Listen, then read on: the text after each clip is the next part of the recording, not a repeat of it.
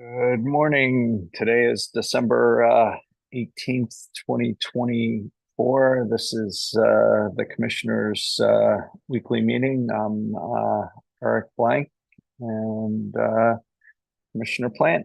Any preliminary comments? Are you ready to approve the consent agenda?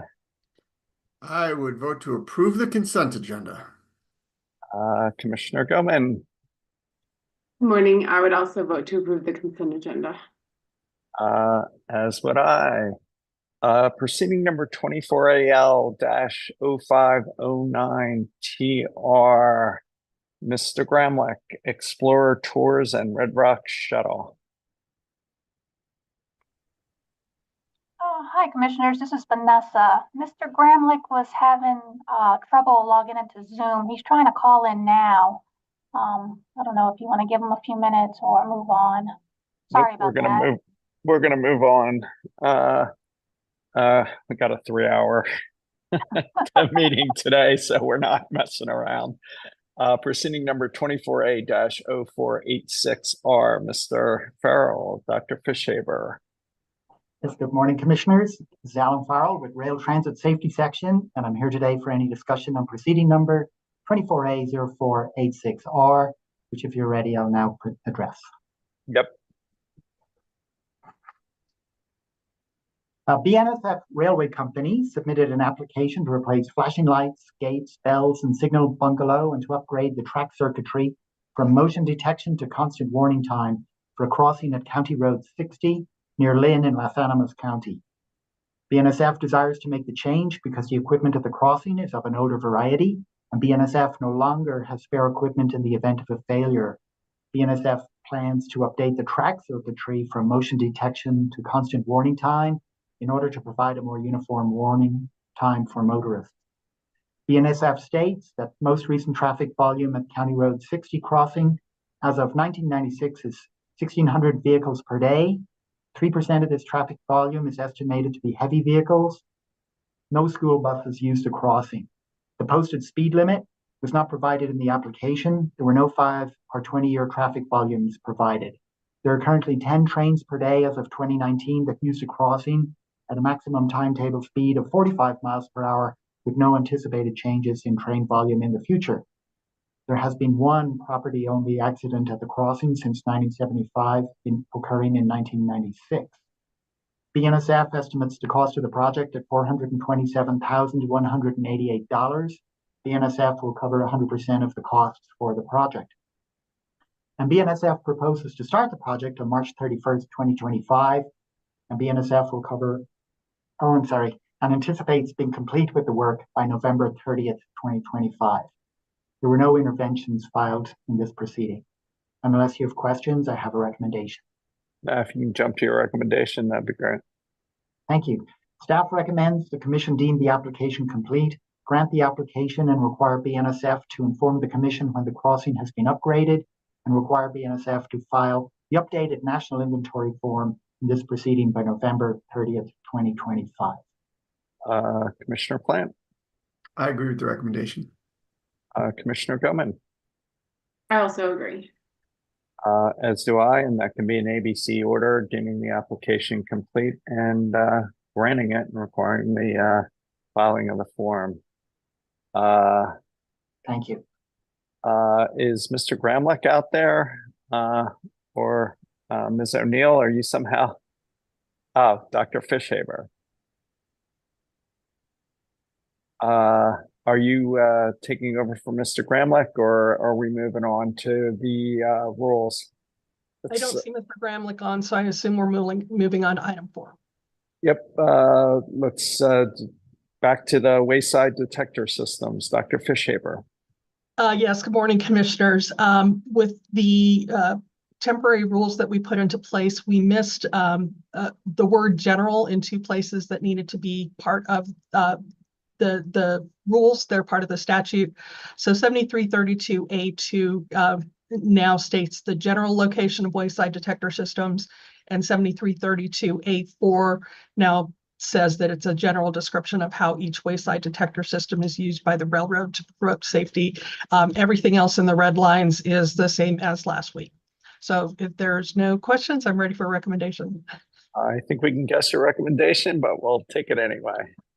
Staff recommends that the commission enact these temporary rules and have these supersede the rules that were put into place on November 27th, 2024. Commissioner Plant, I agree with the recommendation. Commissioner Goman, I also agree. as do I, and that can be an ABC decision, Dr. Fisher. Thank you, commissioners. Thank you. Proceeding number 23A-0471E, Mr. Sarah, Ms. Crandall, implement delivery of 1 second timestamped usage data. Mr. Sarah. Yeah, today I'm going to propose that you issue a tolling order in this proceeding. This is a process which the commission occasionally uses, often when RRR is either overwhelming or when issuing a tolling order will result in efficiency for the commission and parties. In this case, it's the latter. The grounds raised in the RRR are continued policy conversations. And most importantly, a number of them may end up being moot, given Public Service's recently filed DSP application. So in order to give everyone an opportunity to digest that recent filing and to possibly save the commission and parties from duplicative analysis and conflicting decisions, I recommend that you toll the RRR in this proceeding. Advisors will bring it back to the agenda soon to resolve the issues, whatever is left in the RRR, once they've had a chance to review the DSP and meet with you all. That makes sense to me. Commissioner Plant, I agree. Commissioner Goman, I also agree. as do I, and that can be an ABC decision granting RRR to toll the clock. Sounds So good. thank you, Mr. Sarah. Mr. Gramlich, have you found your way to the Zoom? Almost. Well, we'll take it. We'll take it on voice. If you'd like Okay. to Yeah, start yeah. 24AL-0509TR Explorer Tours. Yes, Explorer Tours is an advice letter and a tariff as filed by the entity on November 20th to be effective on December 21st.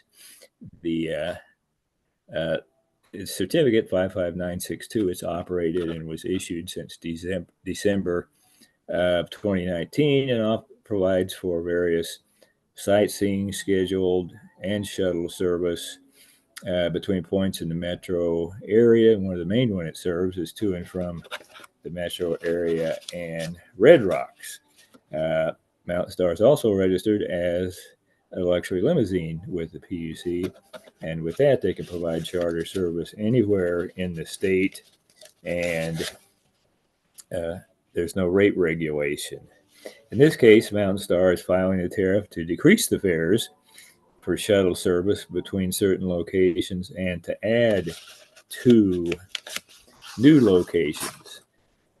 Between Red Rocks and Union Station and the Origin Hotel in Golden, the fares are being reduced from the round trip fare from $99 down to $69 for both of those. And the areas added are from the Colorado Convention Center, a restaurant at 3200 North Pecos, and another restaurant at 3201 Walnut. And the fares from there to Red Rocks and back is also $69.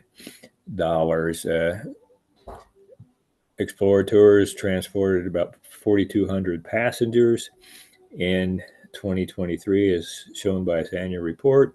Revenue was a little over $532,000 and operated 5 vehicles in 2023.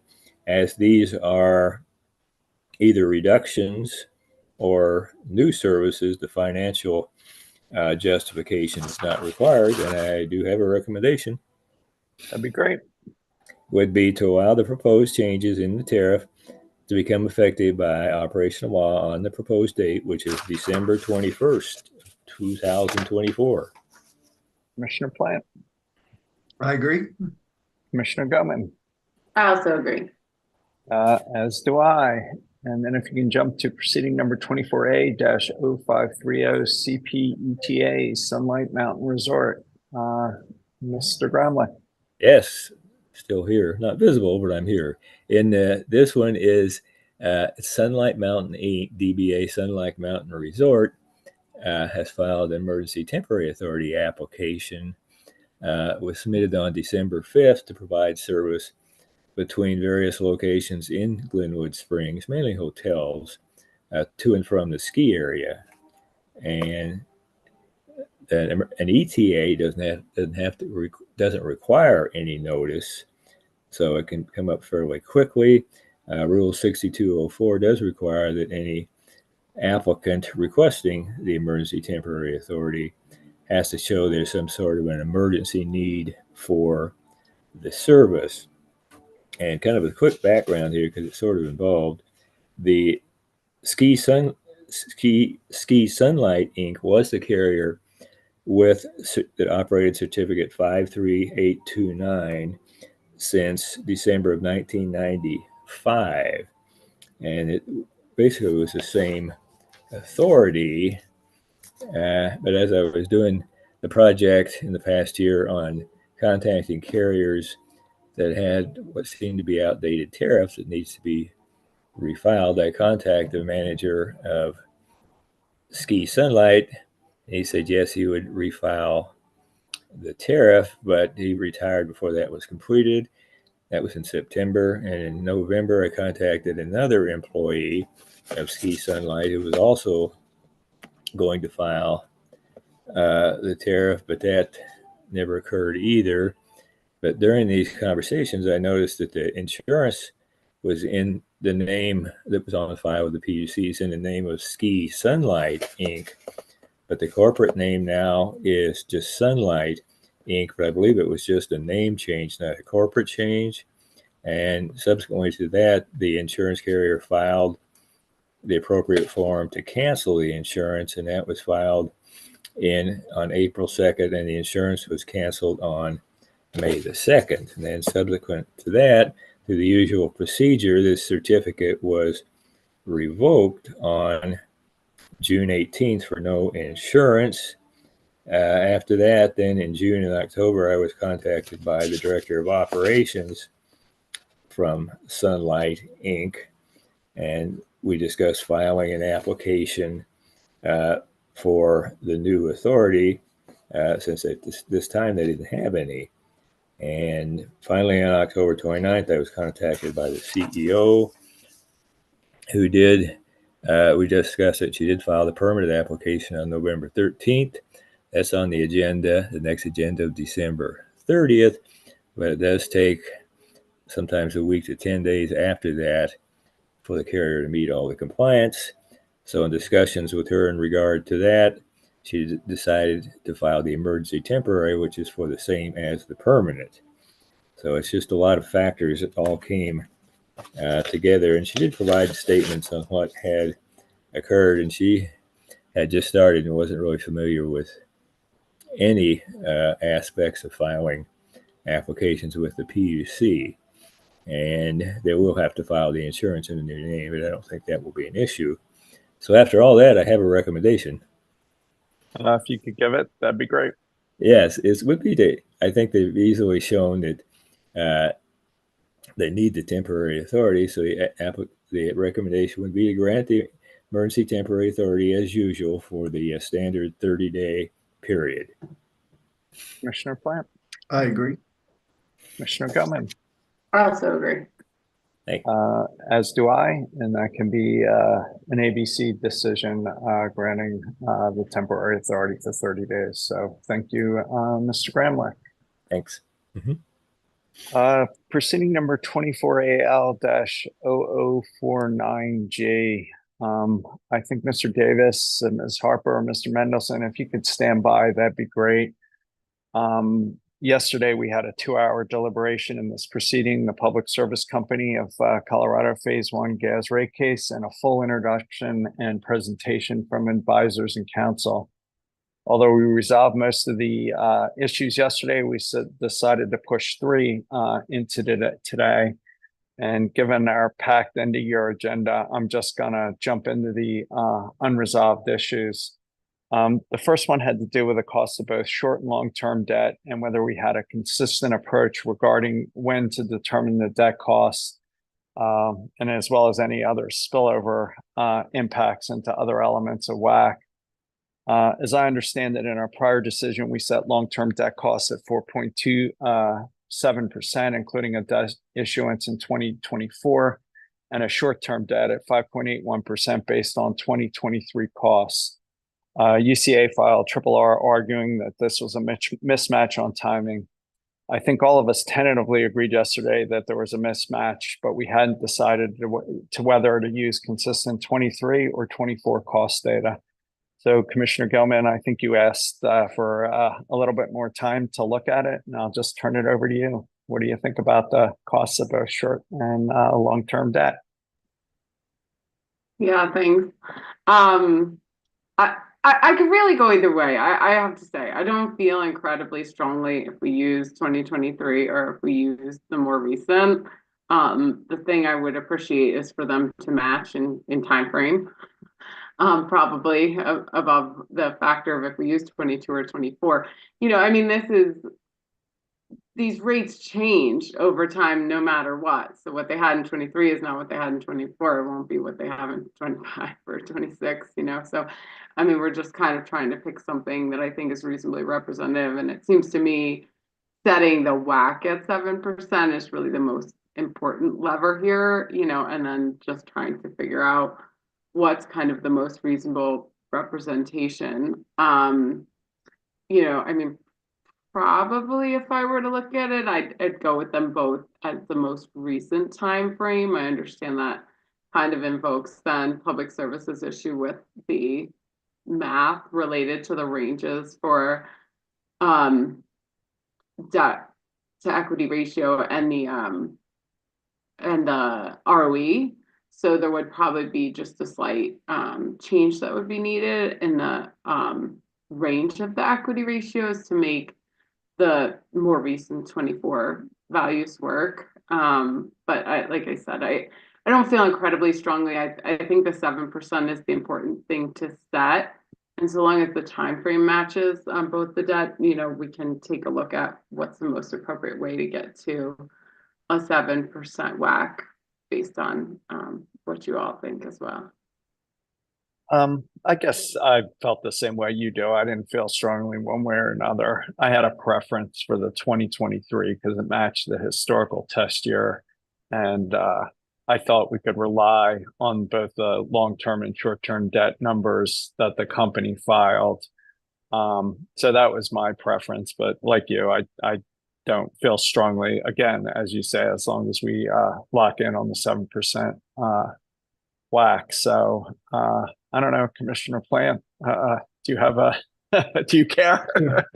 Yeah, no, I'm you know, I'm in a similar place. The 7% is the most important thing, certainly for the consumers. I think that the you know, whether or not what we pick is the debt number, it seems to make more sense to me to pick the latest debt numbers that we can, just because that's the number that's going to be used to pay back, you know, what's been financed.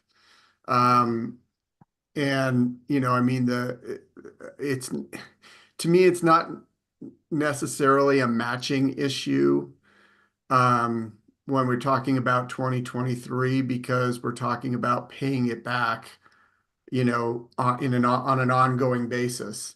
And that ongoing basis is the debt level or the debt rate is going to change based on, you know, their continuous sort of issuing of debt and what debt that, you know, what rate that comes in at.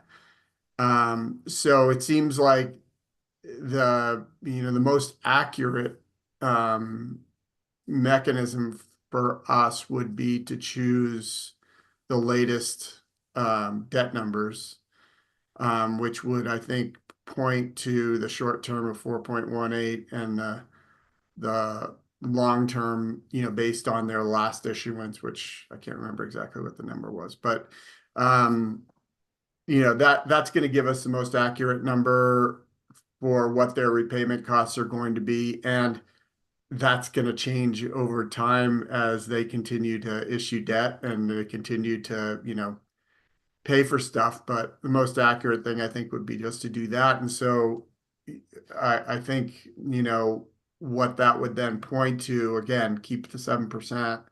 And then we would adjust. I think it's a very minor adjustment when you change the short-term debt number, just because it's such a small portion of their overall capital structure. A small change to the allowable capital structure numbers.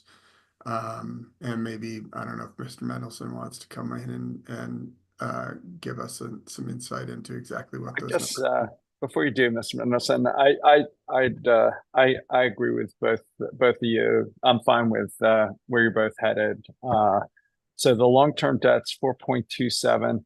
The cost of short-term debt is 5.18. And in my spreadsheet, this works, Mr. Mendelson. They can get to a common equity ratio of 55%, and the range more or less works. So I would not change the range in any way, and just do the short-term debt consistent with this conversation. My spreadsheet says you can do a common equity ratio of 55% and a cost of common equity of 9.203%. So that's within the range is what I'm seeing. Okay. Yeah, it's slightly above if we, but at the And then 9.5. 52%, I can get to 9.485 or 6, and that hits the range too. So I don't think we need to change the range at all, which is another reason to go this way.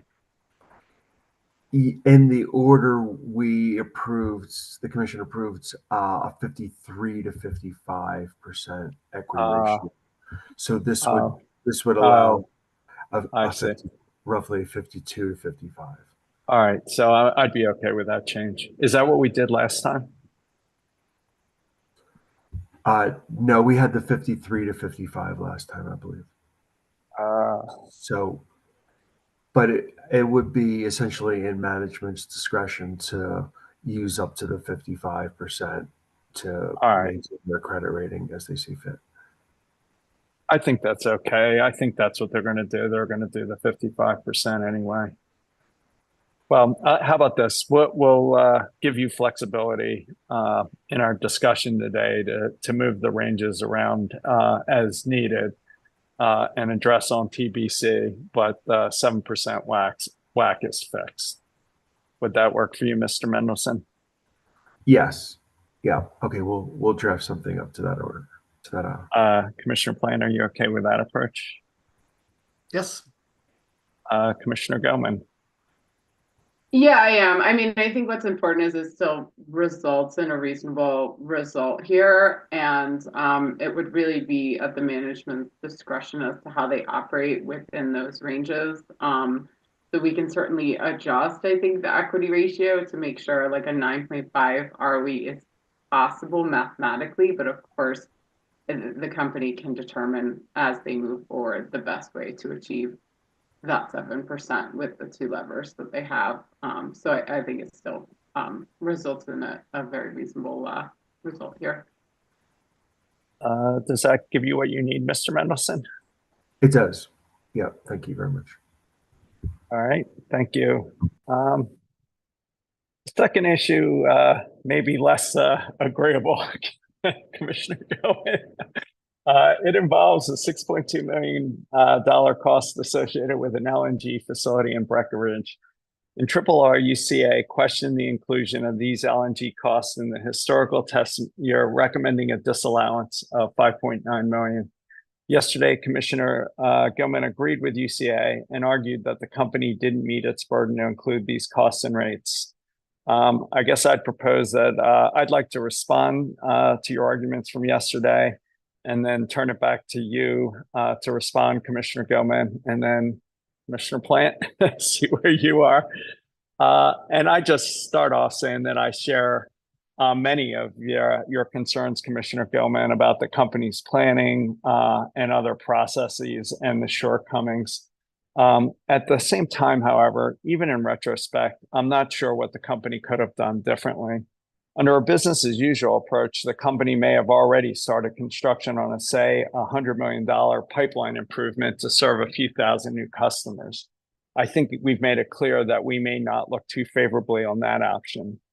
A second alternative may have been the decline to serve new customers, perhaps somewhat like the moratorium on new gas customers that we saw in Winter Park a couple years ago. The problem with that approach, as we saw in Winter Park, is that there's customers with new buildings that may be in construction or just completed with gas appliances that are relying on getting service under existing tariff approaches.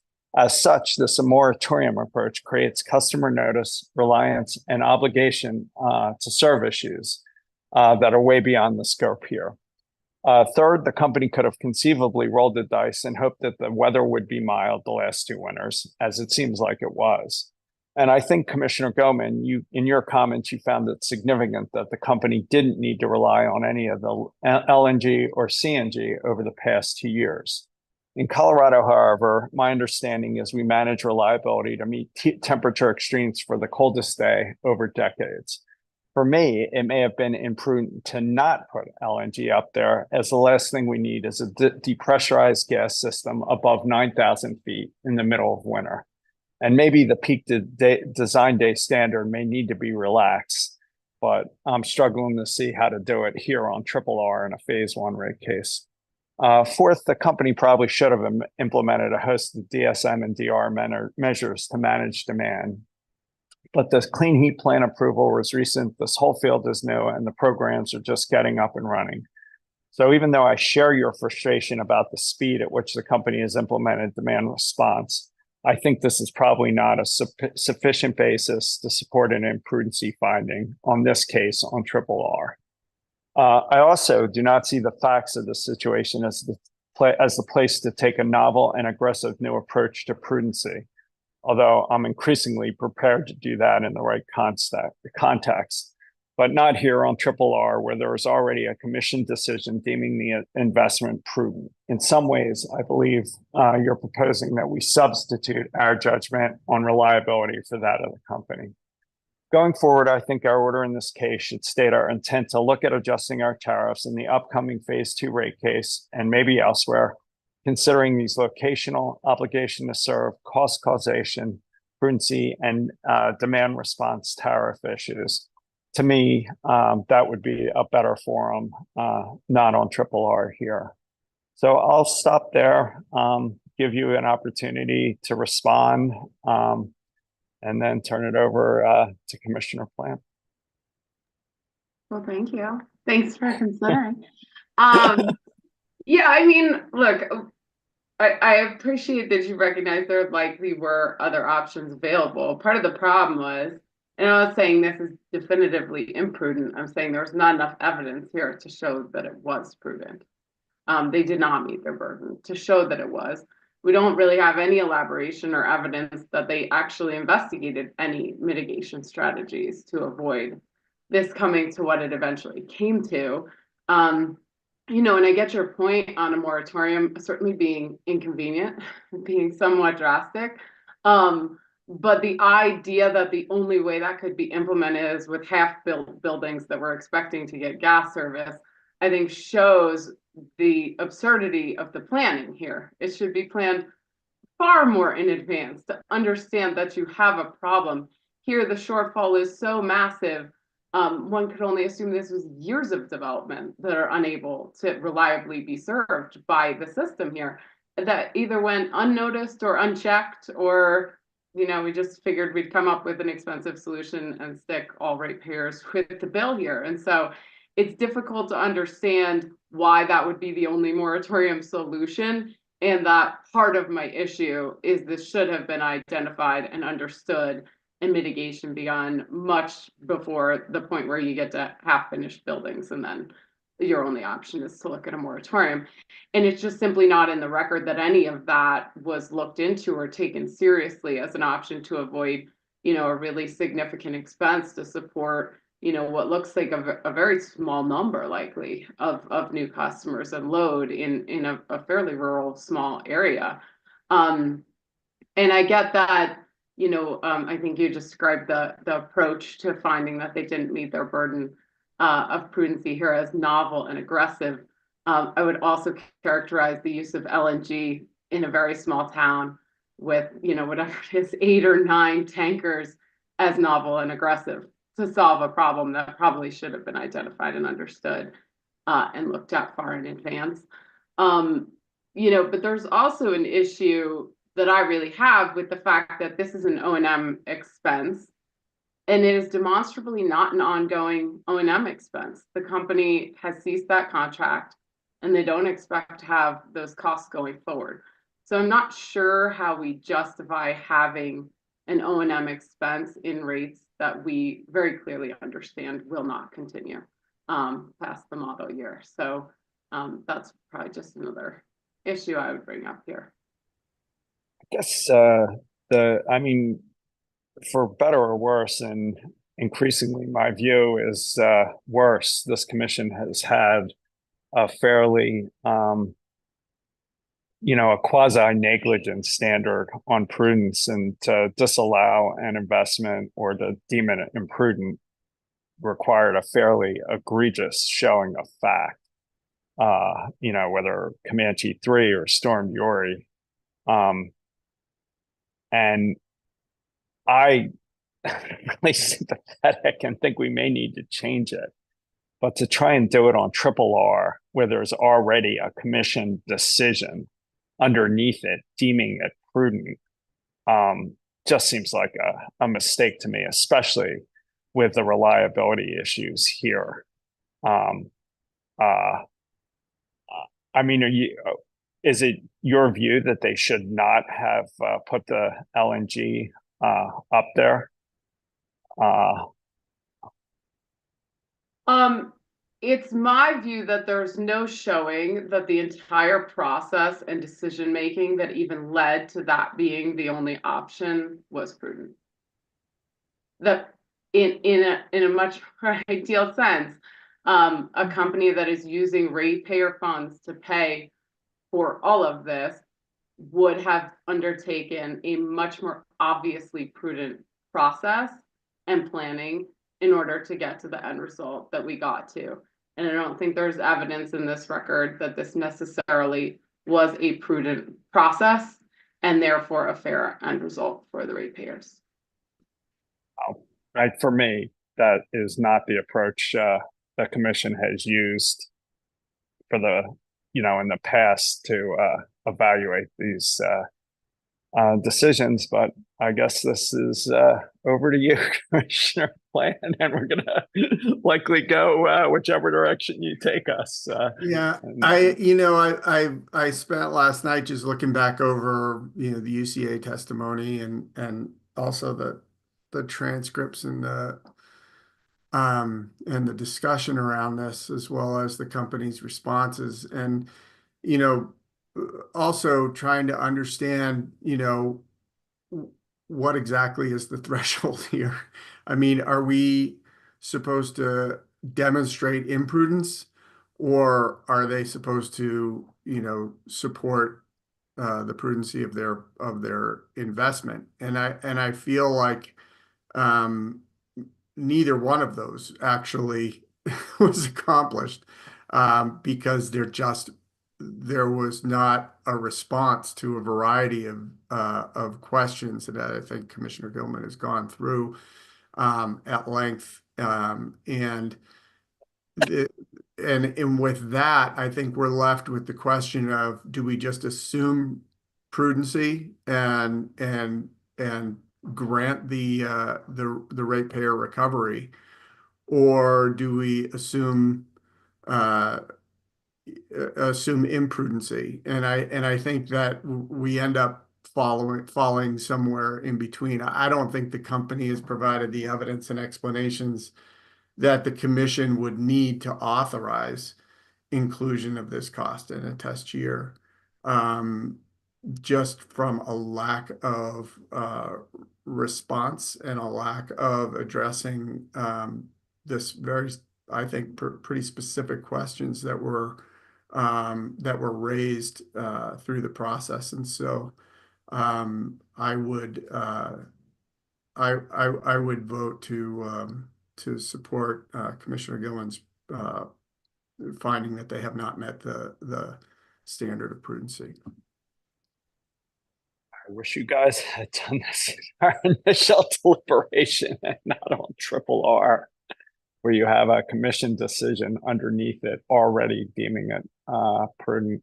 I am concerned that this is going to end up in the courts on reliability, obligation to serve. All right, I will be issuing a written dissent on this one, as I think this is a significant mistake. Mr. Mendelson, counsel, anything else you guys want to say?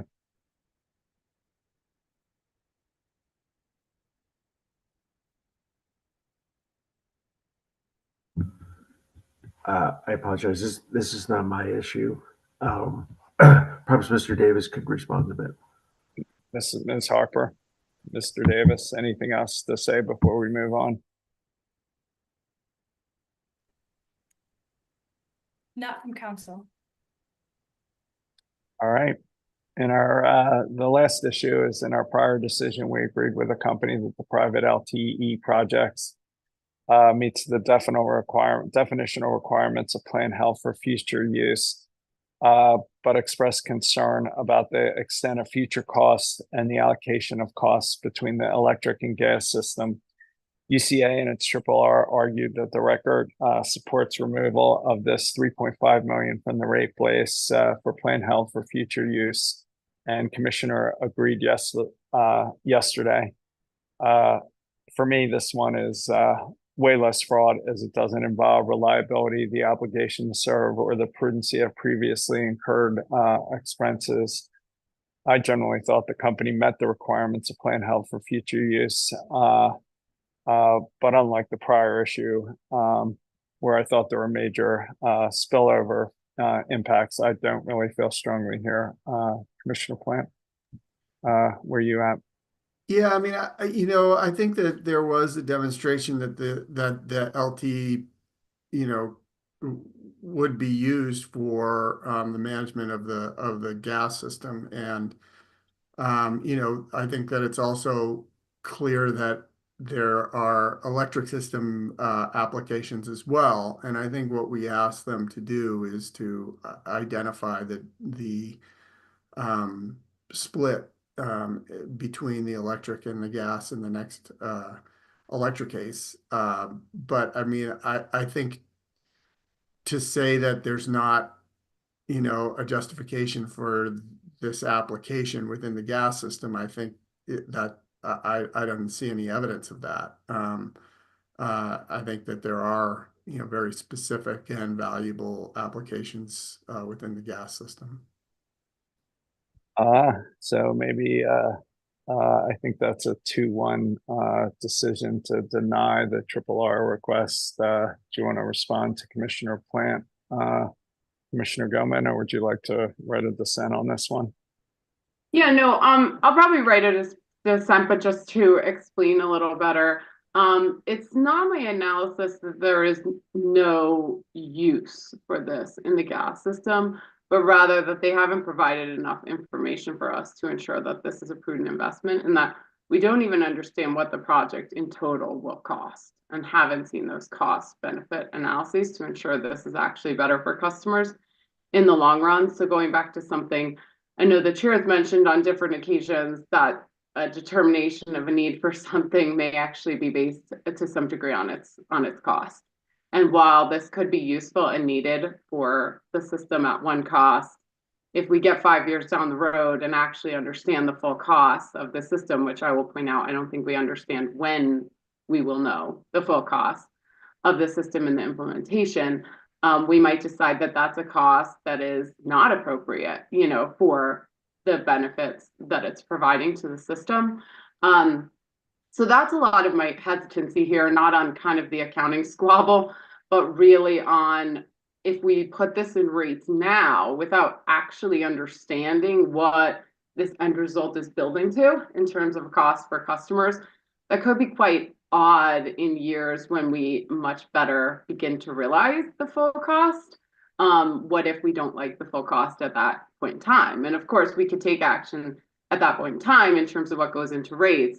But we're making the choice now to already include it in rates, I think, without understanding what the actual end cost that we're building to will be.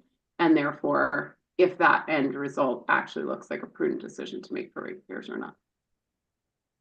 That did not convince me to change my mind. I don't know, Commissioner Plant, anything else you'd like to say?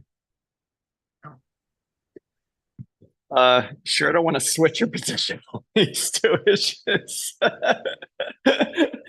I'm a lot happier. I'm a lot more comfortable with Commissioner Gilman's position on the L team. All right, it sounds like Mr. Mendelson, Ms. Harper, does that give you what you need to write a TBC decision? I think this is going to be a TBC decision with two written dissents. On the WAC, I just want to confirm. So at the 9.5, they're slightly below.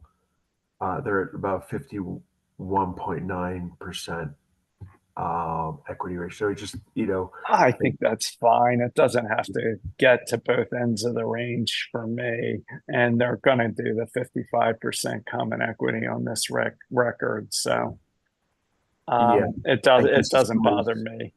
But I don't know. We take out the how many digits we calculate the 7% to it, but perhaps if we could just say that fractional modifications are allowable to the range, not the WAC. On the equity ratio. Yes. Are acceptable within management discretion and acceptable. Yeah, but not the WAC. The WAC's hard. Okay, understood. Okay. Ms. Harper, did you have something else? Nothing further. All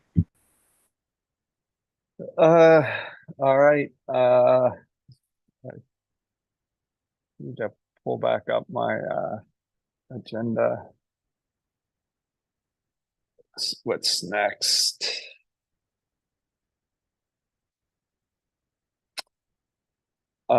Proceeding number 24 AL-0422E, Manjari Bhatt and Mr. Hagland, transportation electrification. Ms. Bhatt. Thank you, Commissioner. Good morning, Commissioners. Manjari Bhatt on behalf of Commission staff.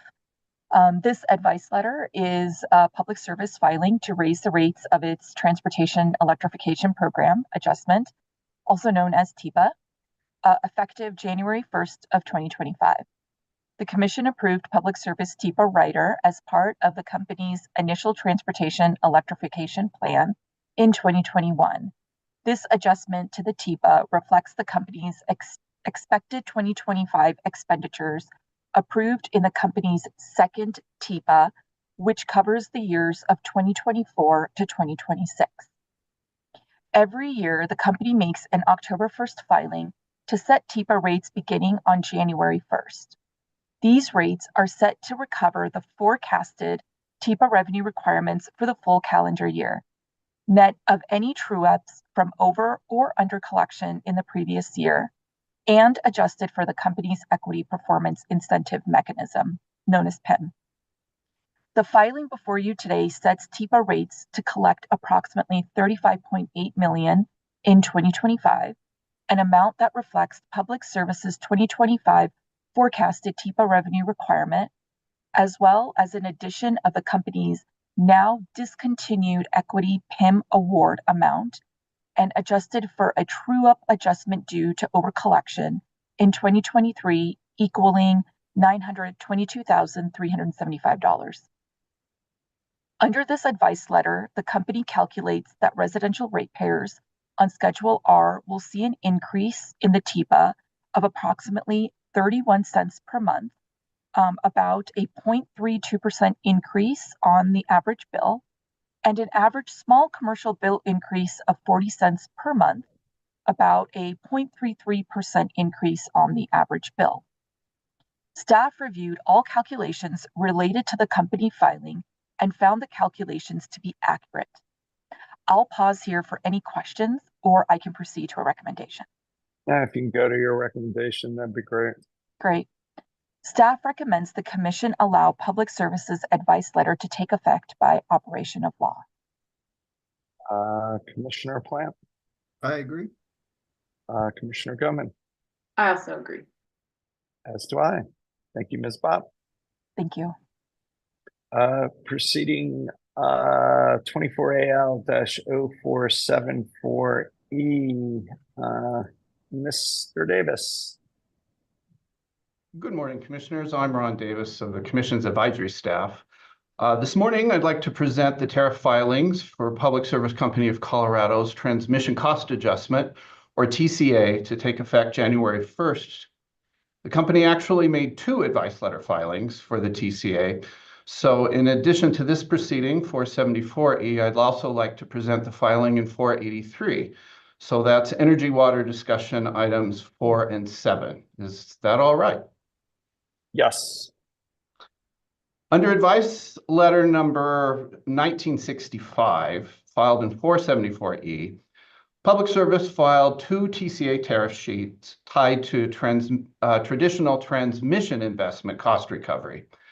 The filing includes the standard components of all previous TCA filings submitted on November 1st for new rates effective January 1st.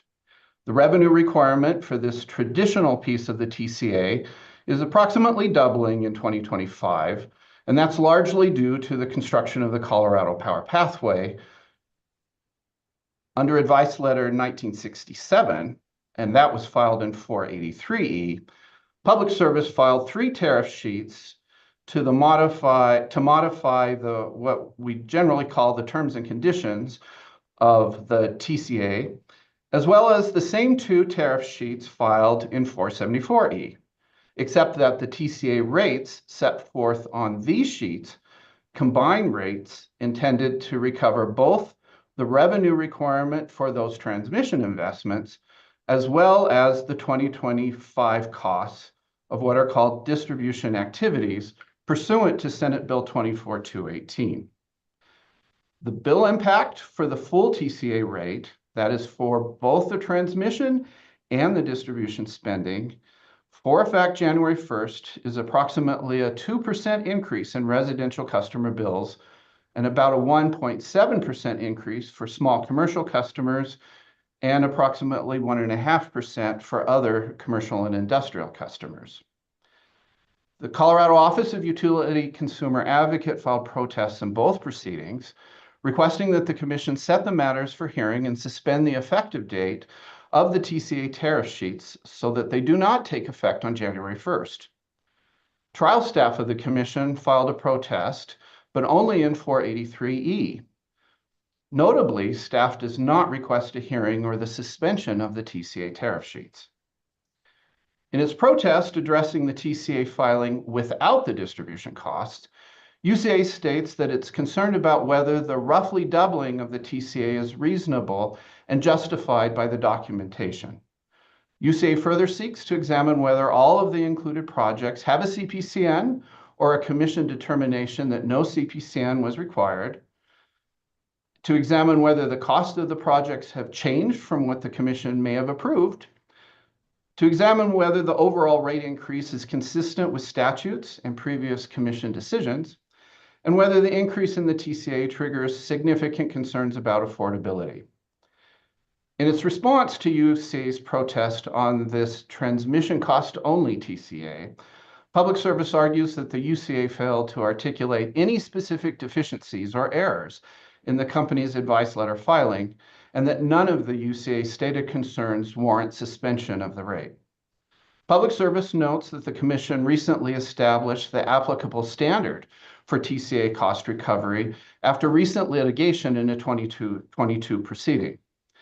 Public Service states that it provided detailed descriptions of the work to be undertaken in connection with each transmission project included in the TCA, Public Service explains that the Colorado Power Pathway, approved in proceeding 21A 96E, is responsible for 70% of the 2025 increase in net plant and over 80% of the increase in construction work in progress. Public Service also argues that the annual TCA advice letter filings are not the appropriate place to evaluate prudency of project costs.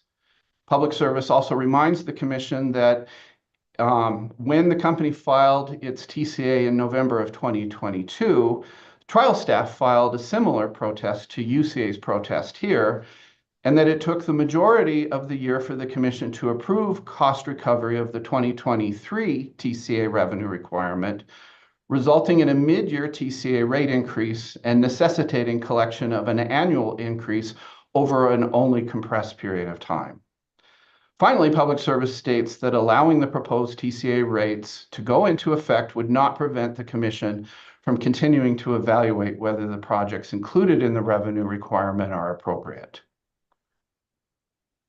Turning to the other proceeding, in its protest addressing the TCA filing with the Senate Bill 218 distribution costs, UCA raises concerns about whether a thorough review of this filing is necessary because Xcel Energy, Public Service parent company, has told investors that it expects to incur approximately $45 billion in future distribution investment.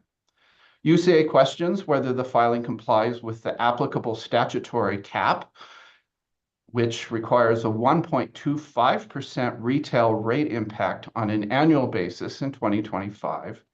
UCA also seeks to examine whether the company adequately analyzed alternatives to those distribution investments, such as storage, dispatchable distributed generation, other distributed energy resources, virtual power plants, managed EV charging, distribution-focused demand response, and changes in rate design, such as time of day or dynamic rates. Staff's protest narrowly focuses on that statutory cap. Staff's concern is that the company's approach to calculating the cap may result in some customer classes experiencing a rate increase that is greater than the 1.25% specified in statute. Staff explains that Public Service calculated its revenue cap based on total company revenues, but the amounts to be recovered from customers only affect a subset of ratepayers. That is, those ratepayers who take distribution service. As I previously stated, staff's protest is only intended to alert the Commission to the concern, and staff is not requesting that the Commission suspend the proposed tariffs and set the matter for hearing. Staff instead acknowledges that it can address potential over-recovery when the transmission cost adjustment revenues collected in 2025 are trued up later in a different proceeding. In response to UCA's protest, Public Service argues that UCA's request should be denied as contrary to Senate Bill 218 and the critical state policy objectives that have been advanced in Colorado. Public Service also argues that UCA's stated concerns are insufficient to warrant suspension as a substantive matter. Public Service highlights that the advice letter filing included all the information and testimony that the Commission required in the TCA-related M docket that it completed prior to this filing.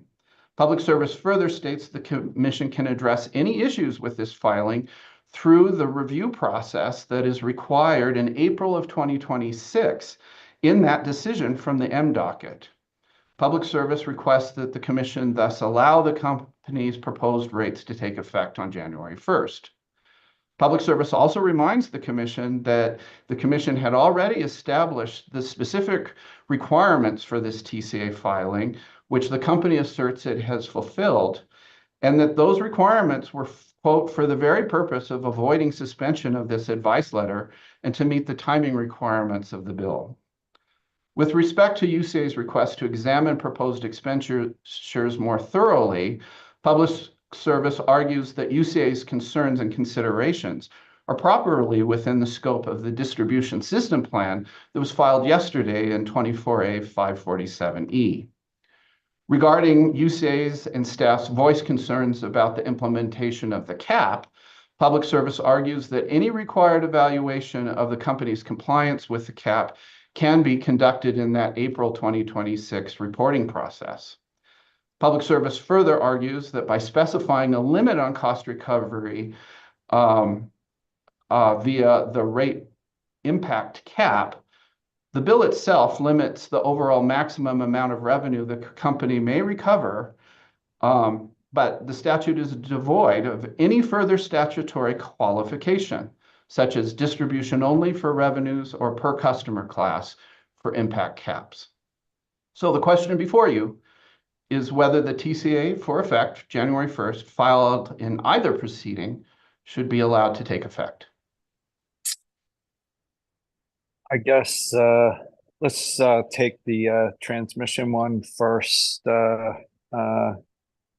Commissioner Plant, do you have thoughts, or do you want to hear a recommendation on the transmission one, and then we'll jump to the distribution one? Yeah, I think that probably be best. Mr. Davis, do you have Commissioner Goman, are you okay with a recommendation? On the TCAT, do you have a recommendation, Mr. Davis? No, I don't. I have a recommendation on the combined. All right, why don't you give it, and then we'll come back. Okay. Consistent with staff's protest and Public Service's responses, both recognize that the Commission has made careful considerations already and provided direction to the company and the potential parties in its recent M docket, addressing the next steps for Senate Bill 218 implementation. I recommend that the TCA that was filed in 483 be allowed to go into effect on January 1st. As staff and the company recognize, the Commission has already set out appropriate process, including specifically that the distribution system plan filed yesterday, in which the Commission will approve the Grid Modernization Adjustment Clause, will be the mechanism used to reconcile the cap spending in 2025 with the revenues that are recovered through this transmission cost adjustment for effect January 1st.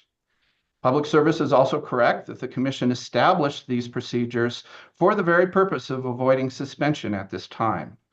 We further agree with Public Service that most of UCA's concerns and considerations with respect to specific planning or specific projects is properly within the scope of the new proceeding filed yesterday.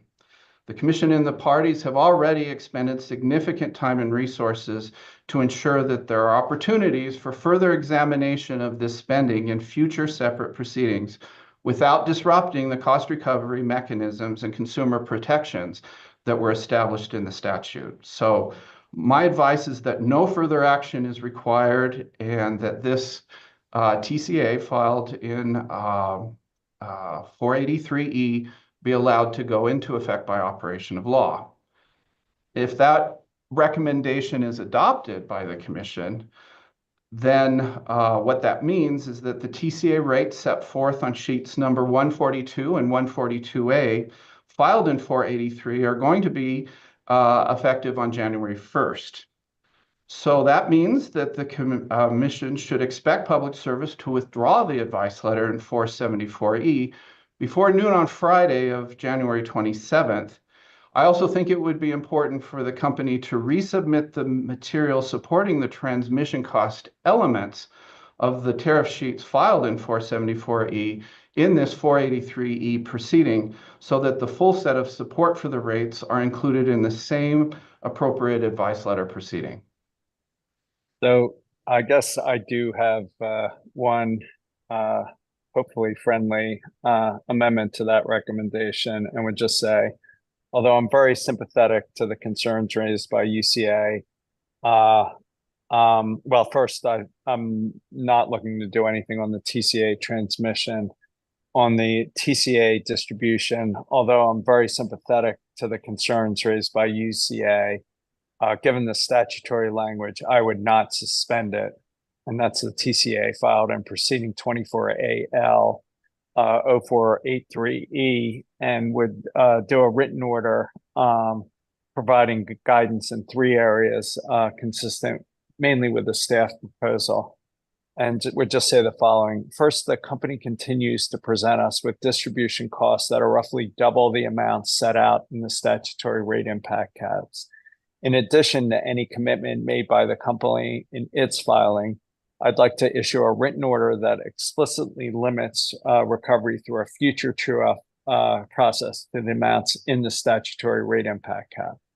Second, I'd request that the company prioritize pre-ordering equipment, particularly larger transformers, energizing affordable housing, and investing in the highest priority distribution and energization bottlenecks based on actual real-time data from the AMI. I would like to avoid the company coming back to us or the legislature for further accelerated cost recovery for the exact priority items that appear to have motivated the legislation in the first place, at least according to the WRA and CEO filings in the M docket. Third, staff's reading of the statute that implements a rate impact cap, presumably for the protection of those distribution customers paying those rates, seems compelling. As such, I don't believe it's a revenue requirement cap determined across all customers. That seems inconsistent with the explicit language of the statute, and it isn't clear why the company insists on that route. So in our order in this proceeding, I'd warn that we may limit recovery through the true-up process based on a rate cap determined by the revenues paid by distribution system customers. At this time, however, I would not set the rate impact cap based on individual customer classes within the broader group paying distribution system charges, just the overall category. At this stage, and consistent with staff's protest that doesn't request a hearing, but foreshadows its concern for future true-up filing, with this advice letter going into effect as set out in statute, the company should be on notice that the commission has a process coming to call them to account. And finally, I'd just say I appreciate staff raising these concerns when we get to the true-up and full discussion in the spring. So I'll stop there, see where you're thinking, Commissioner Plant, and then turn it back to Mr. Davis to help us figure out how to get the process right. Yeah, I'm trying to absorb what you just said and what it means. So what Mr. Davis is proposing is that we take no action and that the TCAD goes into effect at the beginning of the year, which basically gets up to the cap. And then the remaining part that's between the cap and what the company is requesting gets litigated within the DSP proceeding. With one exception, I think they're defining the cap across all customers, and staff is suggesting that at some point we define it as across distribution customers only. And I'm not trying to resolve that here other than to provide guidance suggesting that that's a fairly compelling argument for full litigation in the advice letter filing. Okay, so that distinct issue we wouldn't be addressing within the tariff that goes into effect January 1st. We'd be. I mean, I'm suggesting providing guidance, but council felt more comfortable resolving it fully in the April filing. Okay, gotcha. All right. Commissioner Gilman, questions, comments? Yeah, so I'm just trying to make sure I understand the first guidance. That is, and I think I have the same understanding that the company is essentially portraying that their distribution system investments will be roughly double the cap. But just the capped amount would go into the TCAD portion. And then the rest, I think, is your clarification there that the rest would not just go in the TCAD the next year, but would like sit somewhere and have to come into a rate case later, like that overage in a calendar year does not just make its way into a future TCAD. Is that the distinction you were making? Yeah, and I guess staff in the prior advice letter filing was concerned that the company would seek twice the amount as a true up, as part of the true up.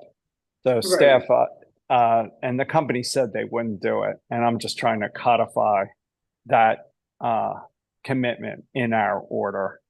Okay. That anything because, over is basically ordinary course that goes to a recuse. Correct. Correct. That's what I'd like, given their continued request, showing doubling the amount. I just don't want to see a true up process where there's an argument that more should be included, especially if it's a year, whether it's 6 months or a year out. Okay, so I just want to make sure I understood. I'm in agreement with that point, and I think that's fine. I very much agree with your second point in terms of pre-ordering large equipment, hooking up affordable housing, and looking at actual demonstrable data where the distribution system needs work or is unable to serve the growth that is already appearing.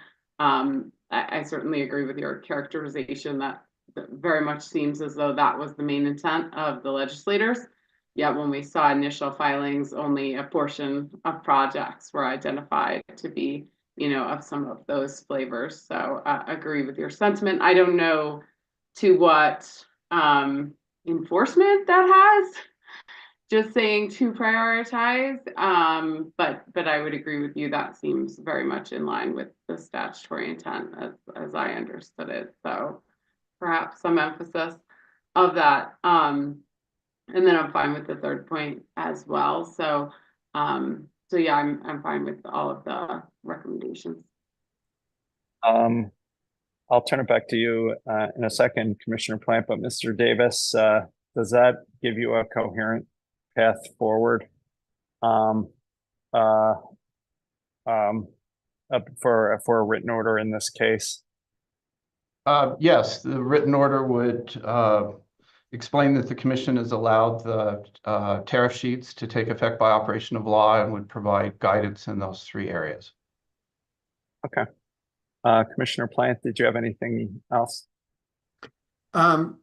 No, I mean, I agree with what you've laid out. I'm trying to figure out how this dovetails with the DSP filing and the additional sort of grid modernization tariff that it seems like some of it might bleed into. I mean, ultimately, anything, as I understand it, anything that's not included in this accelerated cost recovery mechanism here could bleed into a cost recovery mechanism there, or as Commissioner Goman said, could be treated in the ordinary course of business. Okay. So I guess, Mr. Davis, would you agree with that? Yes. Okay. All right, and I do you have enough for an ABC order, Mr. Davis, given where we're at in the year? Yes. Okay. All right. Thank you, Mr. Davis. Proceeding number 24AL-0476E, Mr. Rivera Lugo, Ms. Lim.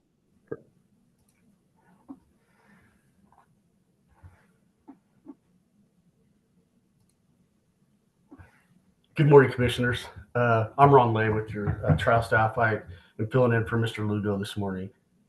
And I'm filling in regarding advice letter number 1966, electric, filed by Public Service Company of Colorado to decrease its purchase capacity cost adjustment rates to become effective January 1st through March 31st, 2025.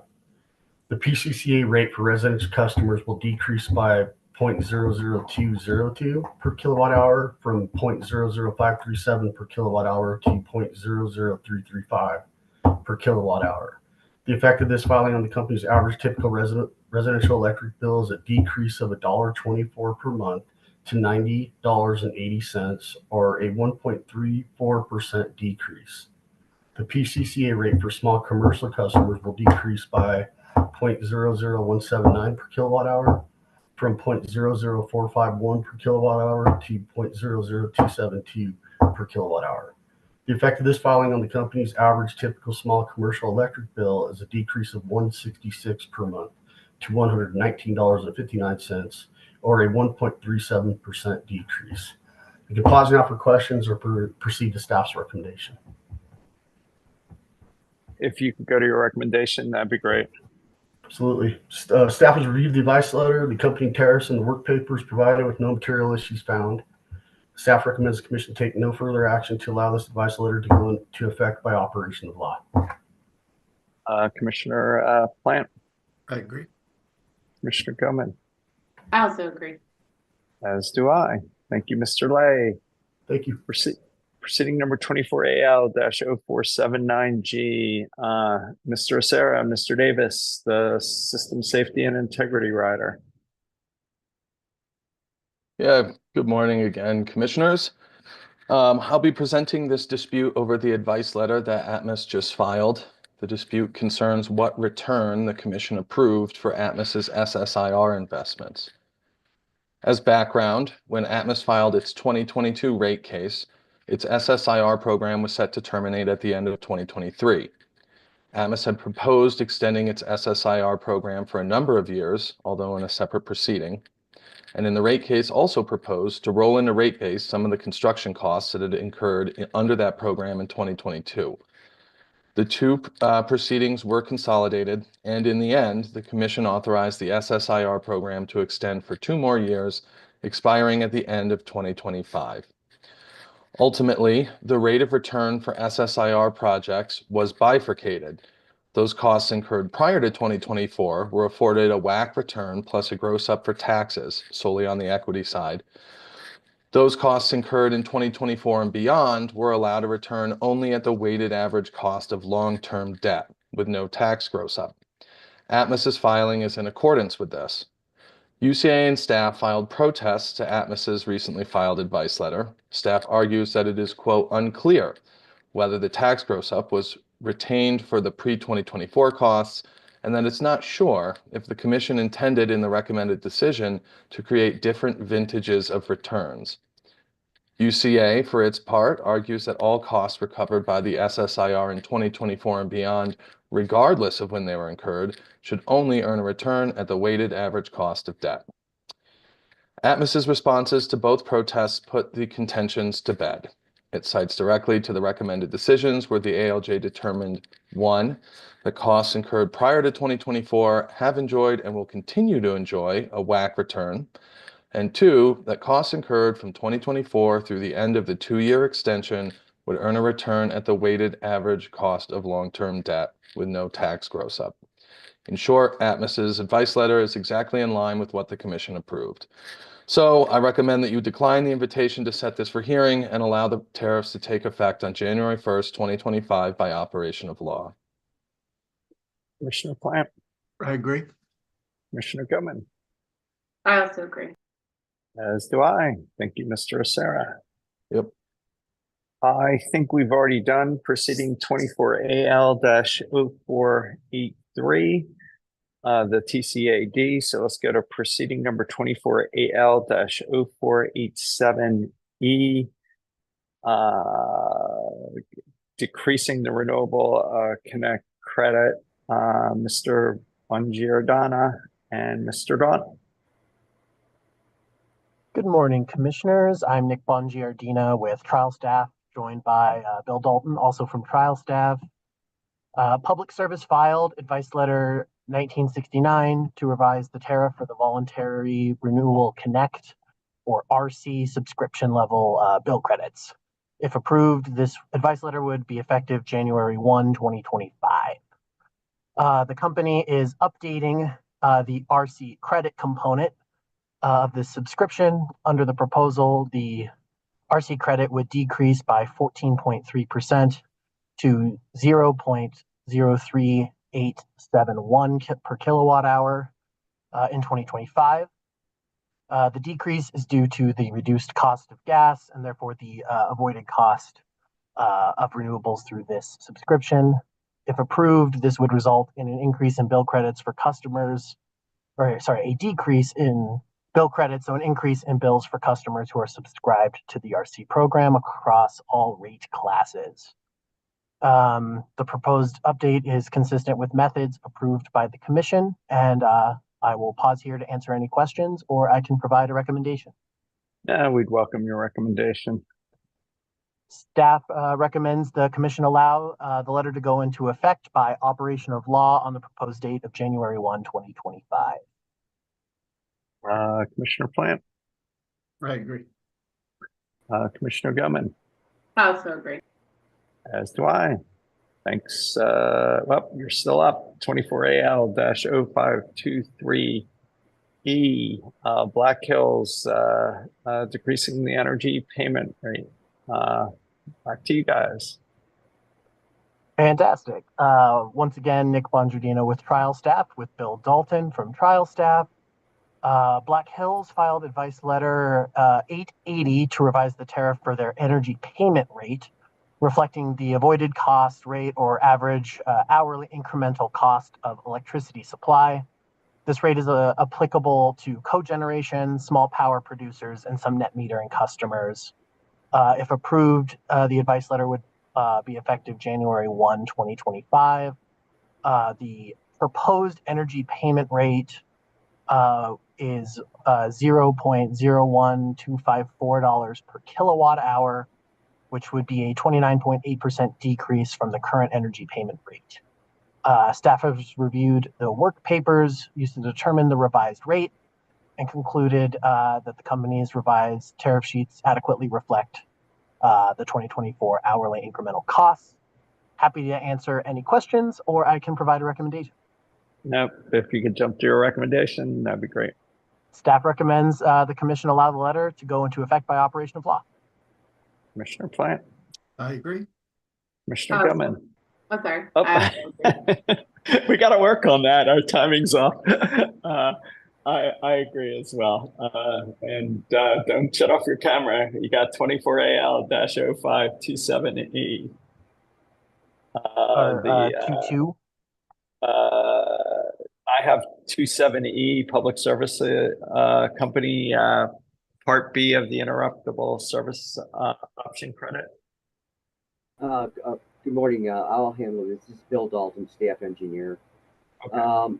This instant filing reflects Public Service Company of Colorado proposed revised avoided cost energy payment in Part B of the company ISOC service, applicable to eligible customers electing this service for calendar year 2025. On December 2nd, 2024, Public Service Company of Colorado filed advice letter 1975 electric to update the avoided cost in Part B of the Interruptible Option Credit, or ISOC, in accordance with the avoided cost definition in tariff sheet number 110I, that states the avoided energy cost should be updated annually on January 1st at the time the company updates its electric commodity adjustment to reflect gas prices in the ECA. The proposed changes revises the avoided energy cost from 11 cents per megawatt hour to 7 cents per megawatt hour. The credit reflects reducing the planning reserve requirements and a credit for reducing the operating reserve requirements. The potential impact of paid credits to these customers is de minimis, and the total impact cannot be determined, as it would be a function of the interruptions yet to be implemented. For the same reason, the potential impact on the company's annual revenues cannot be determined at this time. At this time, I'd like to pause if there's any questions. Nah, if you can give us your recommendation, that'd be great. Staff recommends the commission allow the advice letter to go into effect by operation of the law. Commissioner Plant. I agree. Commissioner Goman. I also agree. As do I, and thank you, Mr. Broughton. Thank you. Let's skip the JTS. We'll hold that to last. 24A-0490EG, Public Service Gas Price Volatility Mitigation Plan. Mr. Lemaire. Ms. O'Neill.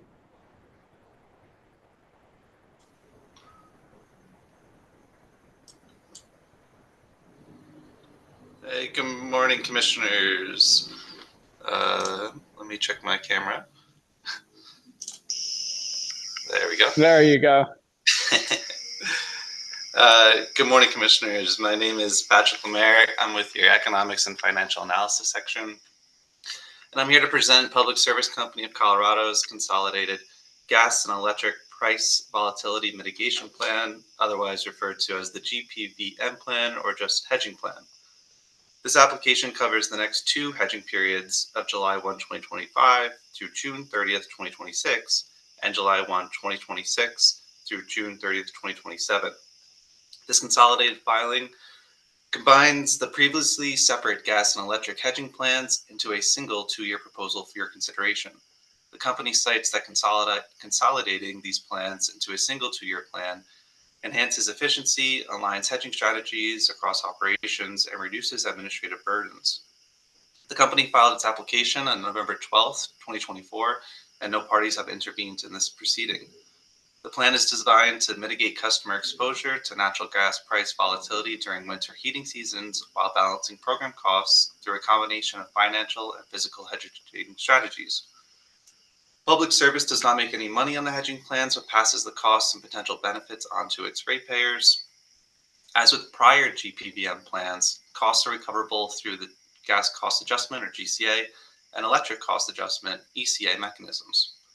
The hedging plan includes 4 components for both gas and electric: the proposed quantity of gas to be hedged, the timing of those hedges, the annual budget, and the not to exceed amount of hedging costs that the company may incur before being subject to incremental prudence risk. Traditionally, Public Service uses 2 hedging mechanisms to mitigate the impact of price increases on its baseload and spot market natural gas purchases.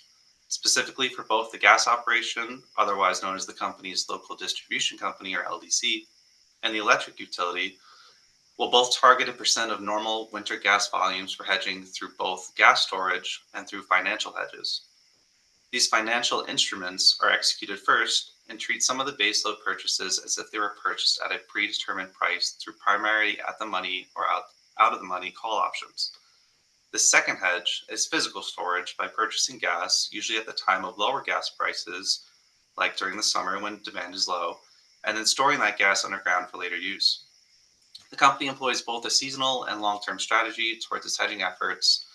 In continuation of last year's plan, the company proposes to incorporate fixed price purchases through a limited number of short-term fixed price purchases contracts.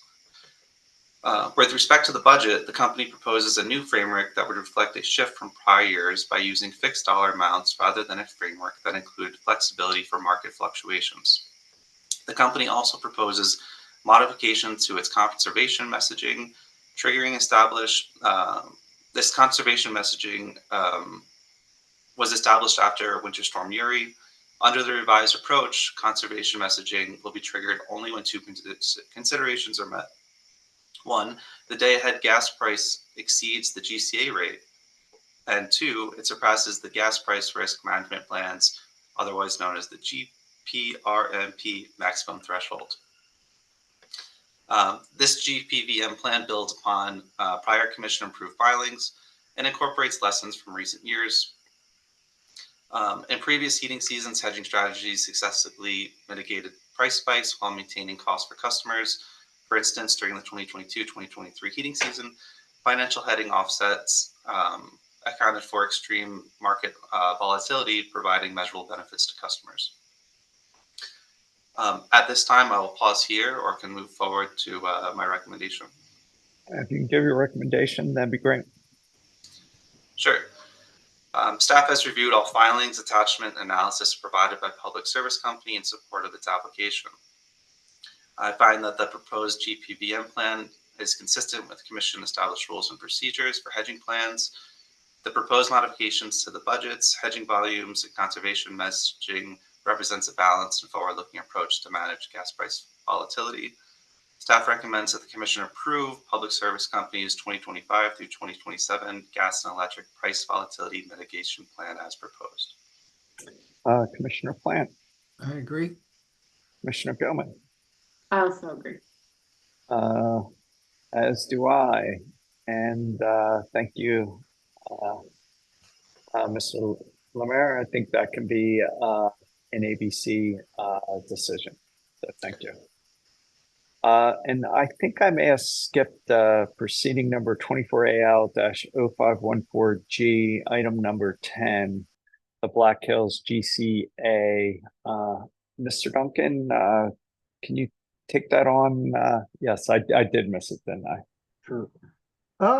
Yeah, maybe. I forget. It's a busy. There's 20 of them. It's a busy day on the dock, and I forget the exact order. But yeah, I could take it on. Yeah. Go ahead. So, Chris Duncan with your commission staff here to talk about the Black Hills Q1 2025 GCA.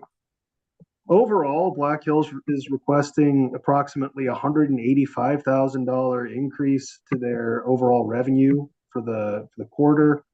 A lot of this is due to increased commodity costs, and some of it's due to the shift in deferred costs. Apologies, 1 second. I had accidentally closed my notes. Do you want me to go to a different one, or no, do you? No, we're here. We got them. I'm sorry about that. The Black Hills has 3 GCA rates: the central rate area, the north southwest rate area, and the western slope rate area. The central rate area, their GCA rates are at the floor of 40 cents per therm. The north southwest area is seeing an increase in 53 cents per therm to 60 cents per therm. The western slope is seeing a decrease from about 85 cents per therm to 81 cents per therm. The deferred balance, the central division has seen an additional $6 million in over-collected costs. The North Southwest Division has seen a decrease of $460,000 in undercollected costs, and the Western Slope has seen an additional $200,000 in over-collected costs. Overall, the Central Division is seeing a slight increase, mostly due to volumetric increases for about $70,000 in additional revenue. The North Southwest Division is seeing an increase of about $2.8 million in additional revenue, and the Western Slope is seeing a decrease in about $2.6 million in revenue. I'm aware that the North Southwest Division is seeing a somewhat substantial increase. But their rates are still lower. Their rates are still relatively low in the Black Hills system at 60 cents per therm, as opposed to 81 cents per therm in the Western Slope, and the Central Division's at the floor with 40 cents per therm. Some of the differences in the costs, in the rate overall. I reached out to the company, and they told me that the Western Slope has storage costs that some of the other divisions do not. And the Western Slope gets it from the White River Hub, which sees a little bit higher upstream costs. And I was told that White River is a little bit less liquid than Sig Rockies, where they get where the North and Southwest Division gets their gas from. And that results in some additional costs. Are there any questions, or would you like me to move on to my recommendation? Yeah, if you can go to your recommendation, that'd be good. Staff has reviewed the filing, and it is found that it contains all necessary exhibits and recommends that the commission allow the advice letter to become effective by rule of law. Commissioner Plant. I agree with the recommendation. Commissioner Goman. I also agree. As do I. Thank you, Mr. Duncan. I think I missed the other Black Hill case, proceeding number 24AL-0495E. Mr. Lay, is that correct? I'm paying very close attention. Yes, that's me. I'm definitely that guy. So, Thank you. I'm back. But again, with trial staff Ron Lay here, I'm presenting on advice letter number 877, this time filed by Black Hills, Colorado Electric LLC to decrease the purchase capacity cost adjustment, or PSCo, to become effective January 1st through March 31st, 2025.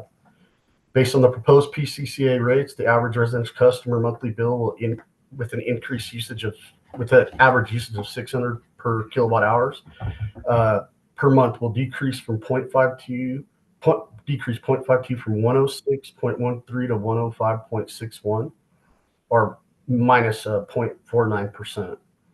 The average small commercial customer monthly bill with an average usage of 2,300 kWh per month will decrease $2.80 from 347.19 to 344.39, or 0.81%. We can pause now for questions or proceed to staff's recommendation. If you can get a recommendation, that'd be great. Excellent. Staff has reviewed the advice letter, the accompanying tariffs, and the work papers provided with no material issues found. Staff recommends the commission take no further action to allow this advice letter to go into effect by operation of law. Commissioner Plant. I agree. Commissioner Gilman. I also agree. As do I. Thank you, Mr. Lay. Let's get to item 11. Mr. Lemaire, I think you were right. I skipped some things. 24AL-0518E, the Public Service Company of Colorado, DSMCA. Yeah, sure. Caught me by surprise last time. So today I'm presenting Public Service Company of Colorado's filing to revise its electric DSMCA adjustment, otherwise known as the DSMCA-E. On November 27th, 2024, Public Service filed advice letter number 1972, seeking to update its DSMCA-E rates to become effective January 1st, 2025. The filing is Public Service's standard semi-annual DSMCA-E update. It incorporates the costs associated with gas demand-side management programs, beneficial electrification initiatives, and for the first time, Clean Heat Plan Fund expenditures. The total revenue requirement for 2025 is approximately $204.3 million, which includes $127.5 million for the DSM portfolio, $26.7 million for interruptible service option credits, otherwise known as the ISOC, $19.3 million for Clean Heat Plan costs, and adjustments that also include true-ups, disincentive offsets, and performance incentives consistent with the company's commission-approved April filing of this year. The filing reflects rate increases for most customer classes. For example, residential customers will see a monthly bill increase of 65 cents, otherwise a 0.71% increase. Small commercial customer rates will increase at an average monthly impact of 40 cents, or roughly 0.34%. Rate impacts for other classes, like secondary general or transmission general, follow similar rate trends with percentage increases consistent with the company's historical DSMCA filings. This filing aligns with prior commission decisions, including the approved Public Service Inaugural Clean Heat Plan and its integration into the DSMCA mechanisms. Again, this is the first time the CHP funds are included for recovery under the DSMCA, and for this decision have been split between the DSMCA-E and the DSMCA-G. Additionally, prior decisions established requirements for the company's order of spend, prioritizing DSM and BE budgets before accessing CHP funds. The DSMCA-E is formulaic in nature. Staff has reviewed all calculations and documentation submitted with this advice letter and found no issues. At this point, I'll pause here for any questions or discussion, or I can proceed to a recommendation. If you can make a recommendation, that'd be great. Sure. Staff recommends the commission take no action and allow the advice letter to go into effect by operational law. Commissioner Plant.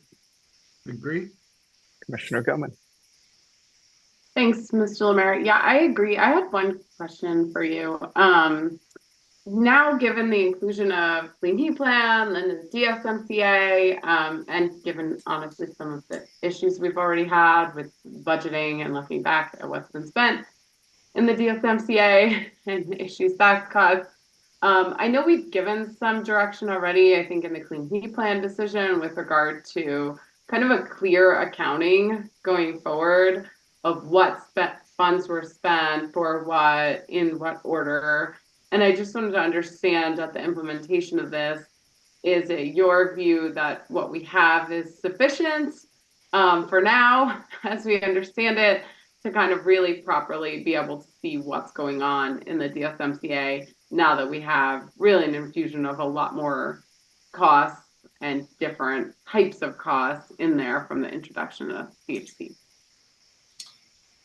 Yeah, that's a good question. I'll say, for one, there is a reporting requirement to have the CHP funds separate from the DSMCA funds.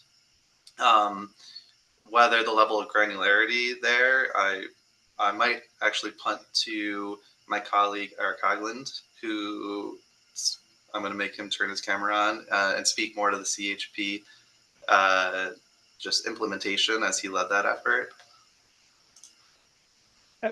If he's available. He's there. I'm here, thanks. Good morning, Commissioners. Eric Hagland with your economics team. So Commissioner Gilman, I think there's a few different answers to your question. You may recall that the original order in the Clean Heat Plan proceeding ordered sort of a stakeholder process to sort of implement this complex process of combining the traditional DSM rebates with the clean heat rebates. And there was a requirement in paragraph 254 of that decision. That's decision C240397 that requires within 90 days of the initiation of that stakeholder process, the company has to provide a revised informational filing that describes the integration of the rebates from the two plans. So the company has represented in other filings at the commission that stakeholder process began its first meeting on October 4th. So that 90-day report has not yet been filed, but I would expect to find more information when they file that report. As far as the actual advice letter before you today, as Mr. Lemaire indicated, there is separate accounting. The way that the different revenue requirements are calculated and presented in the calculations that support the advice letter, we are able to see the different revenue requirements from the two different programs. Okay, thank you for addressing. I don't know that there's a problem, but I recognize that we made it more complicated. And it will be more complicated going forward. And I just want to make sure we're not surprised by what we see as, you know, kind of a lack of transparency or understanding moving forward. And I think there were even some additional language in that CHP order, looking at kind of the transparency and separation and understanding what was spent where. Okay, I just wanted to do a gut check as we're looking at implementing the DSMCA to make sure you all feel at least temporarily confident that we have a process in place, hopefully reporting in place that will likely avoid the biggest mess of understanding what's going on. Thank you, Commissioner Gilman. I support the recommendation, and we can let that go into effect by operational law. Mr. And I guess what? I'm sorry, I just had a quick question. Yeah, go. Just based on what Mr. Hagland was just saying. So there's a 90-day process that started October 4th, and that's to identify the actual rebates that people would be receiving under all the various different programs. Does that mean that the rebates don't go into effect at the beginning of January if that 90 days extends beyond that? Or when can people expect to get these rebates is I guess what I'm asking. Thanks, Commissioner Plant. I'm not able to give you a specific date of implementation. I understand that stakeholder process is ongoing, and that pursuant to paragraph 254 of the prior decision, there will be a filing with some explanation. I'm not able to say at this time exactly when the rebates will be available for customers. Okay, thanks. Thanks to both of you. Mr. Lemaire, you're not going anywhere. Anything on the DSMCAG? Yeah. So moving on to the DSMCAG for Public Service Company. This is, of course, the gas demand side management cost adjustment. And on November 27th, 2024, Public Service filed advice letter number 1043, seeking to update the DSMCAG rates to be effective January 1, 2025. This filing is Public Service Standard Semi-Annual DSMCAG update and incorporates the costs associated with gas demand side management programs, BE initiatives, and again, Clean Heat Plan Fund expenditures. Specifically, the filing reflects a total revenue requirement of $64.4 million, which includes $28.5 million for DSM and BE programs and $26.1 million for CHP costs. Adjustments for prior under and over collections, a gas DSM bonus, and the acknowledgement of lost revenues are also included. The updated rate reflects an increase across most customer classes. For example, residential customers will see a DSMCA rate increase and an average monthly bill impact of $1.34 for typical usage of 64 therms. Small commercial customers will see similar adjustments with an average monthly impact of $5.28 for typical usage of 285 therms. The Clean Heat Plan costs incorporated into this filing align with the decision number C240397, the Clean Heat Plan decision. Those funds are allocated following Commission directives, including adherence to the order of spending requirement to prioritize DSM and BE budgets before accessing CHP funds.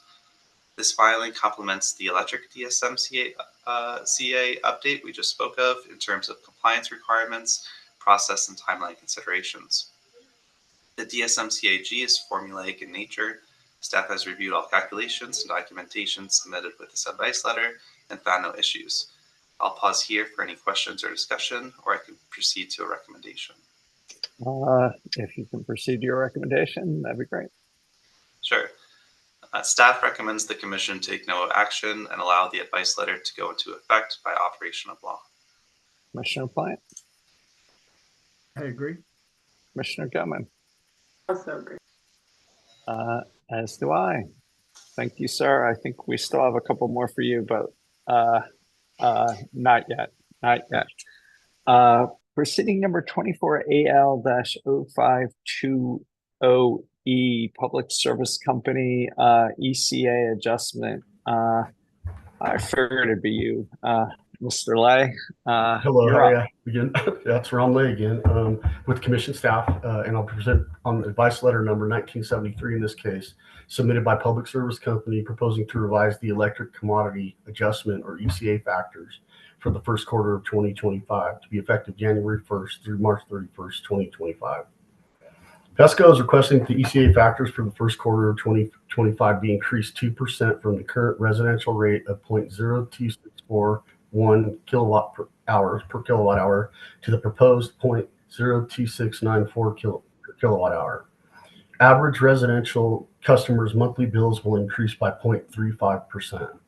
For small commercial customers, PSCo is requesting the ECA factors for the first quarter of 2025 to be increased 2.45% from the current commercial rate of 0.02775 per kilowatt hour to the proposed 0.02843 per kilowatt hour. Average commercial customers' bills will increase by 0.5%. The effect of this filing on the company's average residential electric bill is an increase of 0.32 cents per month to 93.77 or 0.35%. The effect of the average typical small commercial electric bill is an increase of 0.63 cents per month to 125.98 or 50% increase as well. The adjustment will result in a net increase in the company's revenue for the period January through March 2025 of $1.631 million. To pause now for questions or proceed to staff's recommendations. No, if you can go to your recommendation, that'd be great. Excellent. Staff recommends the Commission take no further action to allow this advice letter to go into effect by operation of law. Commissioner Plant? I agree. Commissioner Goodman, I also agree. as do I. And while we got you, Mr. Lay, 24AL-0521E, Black Hills ECA.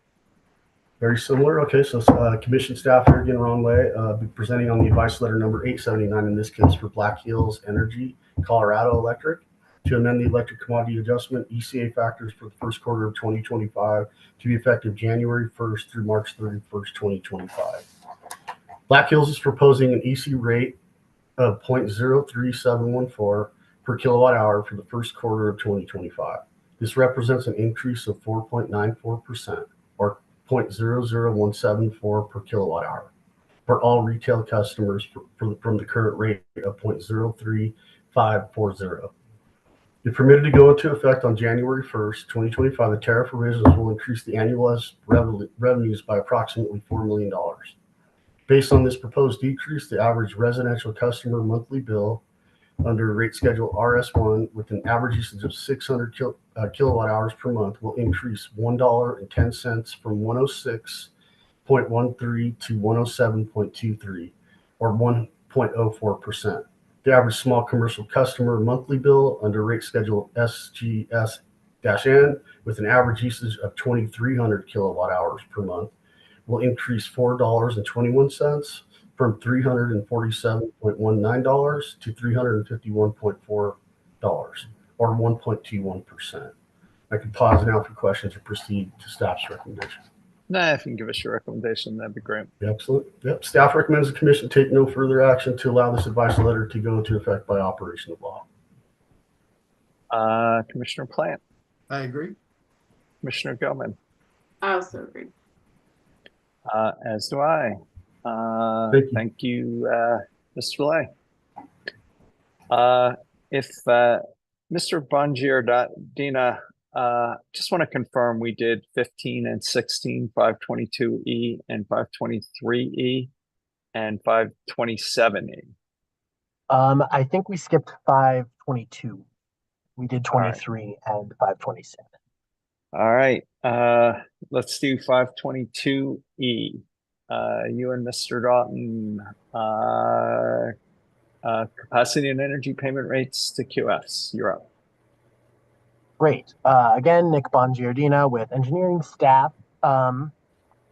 Public Service filed advice letter 1974 to revise the tariff for the capacity and energy rates, which apply to qualified facilities with a design capacity between 10 and 100 kilowatt hours. If approved, this advice letter would be effective January 1, 2025. The proposed change is to revise the capacity and energy payment rates to reflect the least cost capacity resource, adjusted to reflect different technology operating characteristics and the company's capacity need. The proposed payment changes are as follows. For the fixed PV rate, it will decrease by 7.47% to $33.35 per megawatt hour. For the PV tracking rate, a decrease of 3.8% to $36.90 per megawatt hour. For the wind rate, an increase of 8.98% to $27.83 per megawatt hour. For the hydro rate, an increase of 7.23% to $39.15 a megawatt hour. And the rate for QFs classified as other, increasing from 5.45% to $35.97 a megawatt hour. The changes for 2025 are consistent with the methods approved by the commission. I can pause for any questions, but otherwise I will pass it over to Mr. Foreman to address a motion on this proceeding. Mr. Foreman, hopefully briefly. I will do my best. No, it will be brief. Good morning, Commissioners. Wyatt Foreman of your Commission Council. Before you is a decision whether to grant the motion for extraordinary protection filed by Public Service on November 27th, 2024, contemporaneously with this advice letter. Through the motion, Public Service requests extraordinary protection for certain categories of Plexos modeling input and output data included in its filing. Specifically regarding the input data categories described as contract data, generation unit performance data, and market access data. Public service request access be limited to the commissioners, advisors and advisory council, ALJs, commission staff and attorneys, and the UCA and its attorneys. For all other categories of input data outlined in the motion, the company seeks to limit access for parties other than staff and UCA to a reasonable number of attorneys and a reasonable number of subject matter experts. Regarding the output data categories described as hourly system marginal cost and hourly generation data, Public Service also seeks to limit access to the commissioners, advisors and advisory council, ALJs, commission staff and attorneys, and the UCA and its attorneys. And for all other output data categories outlined in the motion, the company also seeks to limit access for parties other than staff and UCA to a reasonable number of attorneys and a reasonable number of subject matter experts. Public Service asserts the information is competitively sensitive and highly confidential and is used in the company's daily trading operation and elsewhere in the company's business operations, and that it should not be supplied to potential vendors or competitors. No responses were filed in opposition to the motion, and if there are no questions, I'll proceed to a recommendation. Just assuming you support the treatment. You are correct. Council recommends granting. You don't have to cite the standard, sorry. Okay. This has been granted in previous iterations as well, including in last year's proceeding of the same nature. Commissioner Plant? I agree. Commissioner Goodman? I also agree. As do I. Thank you. Anything else on this, Mr. Bongiardina? Happy to answer any questions. Otherwise, I can provide a recommendation. That'd be great. Staff recommends this letter go into effect by operation of law. Commissioner Plant? I agree. Commissioner Goodman? I also agree. As do I. Thank you, sir. Very much. Let's jump to item 20, proceeding number 24A-0500G. Mr. Davis, CPCN for CNG.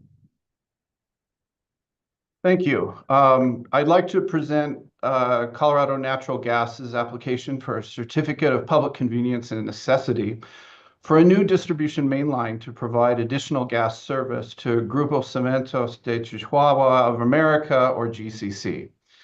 This is an uncontested application, as both trial staff of the Commission and the Colorado Office of the Utility Consumer Advocate both support granting the CNG's application pursuant to terms of a settlement that was reached by the three parties. Trial staff and UCA both filed notice of intervention of right into this case, but neither pleading substantively addresses the application or the terms of the settlement. Instead, the intervening parties agreed to expressly recommend that the Commission expeditiously issue an order granting the application, and no other interventions were filed. CNG explains that the application is for GCE, that is an existing customer that currently uses natural gas for existing purposes, to use natural gas in the cement facility to heat the kiln. Before using gas, GCC has historically relied on coal or tire-derived fuel to heat that kiln. GCC wants to add natural gas to the mix of available fuels for the kiln because using natural gas is a component of its greenhouse gas emissions and energy management compliance action plan to meet an emissions reduction target of approximately 30% by 2030, in accordance with the requirements set by the Colorado Department of Public Health and Environment. CNG explains that the existing distribution system is inadequate to deliver that increased amount of natural gas that would be needed, and to provide that additional throughput capacity, CNG states it needs to construct a new distribution main line to interconnect with a different upstream pipeline. This new interconnection will be with Colorado Interstate Gas, and the new main line will pass through unserved areas between the CIG tap and the customer's location. As I mentioned, the application was filed with a stipulation and settlement agreement that was reached with staff and UCA. The settlement explains that CNG agrees that no costs for the project will be passed on to ratepayers prior to approval of any such costs in a general rate case. In addition, CNG will not, in this proceeding, seek a determination addressing the prudence of the estimated or actual costs of the project. Instead, the parties reserve the right to raise, in a rate case commenced pursuant to the terms of the settlement only, the question whether the project is exempt from a statutory provision where a gas utility shall not provide an applicant an incentive, including a line extension allowance, to establish gas service to a property. That's found at section 40-3.2104.3. Importantly, CNG agrees to file a combined Phase 1 and Phase 2 base rate case by July 1st of 2026. If this CPCN is granted and GCC begins taking service through the new facilities by July 2025, the rate case will be made at that time. In addition, trial staff and UCA agree to hold regular meetings, at least 2 per year, with the company, and these meetings are aimed at fostering a more open dialogue and improved communications between the 2 parties and the company. And there will also be monthly meetings in the 6 months prior to the filing of that future base rate case. So the question before you now is whether to grant CNG a CPCN for the new distribution main line. Do you have a recommendation? I recommend that the Commission grant the application as unopposed pursuant to Rule 1403. I agree with the parties that approval of the application is consistent with and not contrary to the public interest, and that the terms of the settlement are just, reasonable, and should be approved. As summarized in the application as explained in the direct testimony of 4 witnesses, CNG has provided the information required by the CPCN rules for a new facility. In addition, as formalities, the Commission should deem the application complete and establish trial staff and UCA as parties to the proceeding. Commissioner Plant. I agree. Commissioner Gilman. Thanks, Mr. Davis. I agree. And I think as I understand it, a lot of the most significant issues with regard to cost allocation, risk for other customers as well as SB 291 compliance in terms of extending this new or increased service size would be litigated in the next rate case. Is that your understanding? Yes, that's my understanding. Okay. I guess just want to express some interest in those significant issues as this goes forward. Those cost allocation and risk for other customers of new gas infrastructure questions have repeatedly been coming before the Commission. And so I would just express that there will be a lot of interest in those issues as they come forward in the next gas rate case from CNG. I agree with the recommendation, and I support including Commissioner Gilman's comments in our order, which I assume would be okay with you, Commissioner Plant. Yes. And that can be an ABC decision, deeming the application complete, acknowledging the interventions, and granting it as unopposed. So does that give you what you need, Mr. Davis? Yes, thank you, Commissioners. Thank you. Why don't we take a 5-minute break, a 7-minute break till 11:05, and come back at 11:05. Thanks.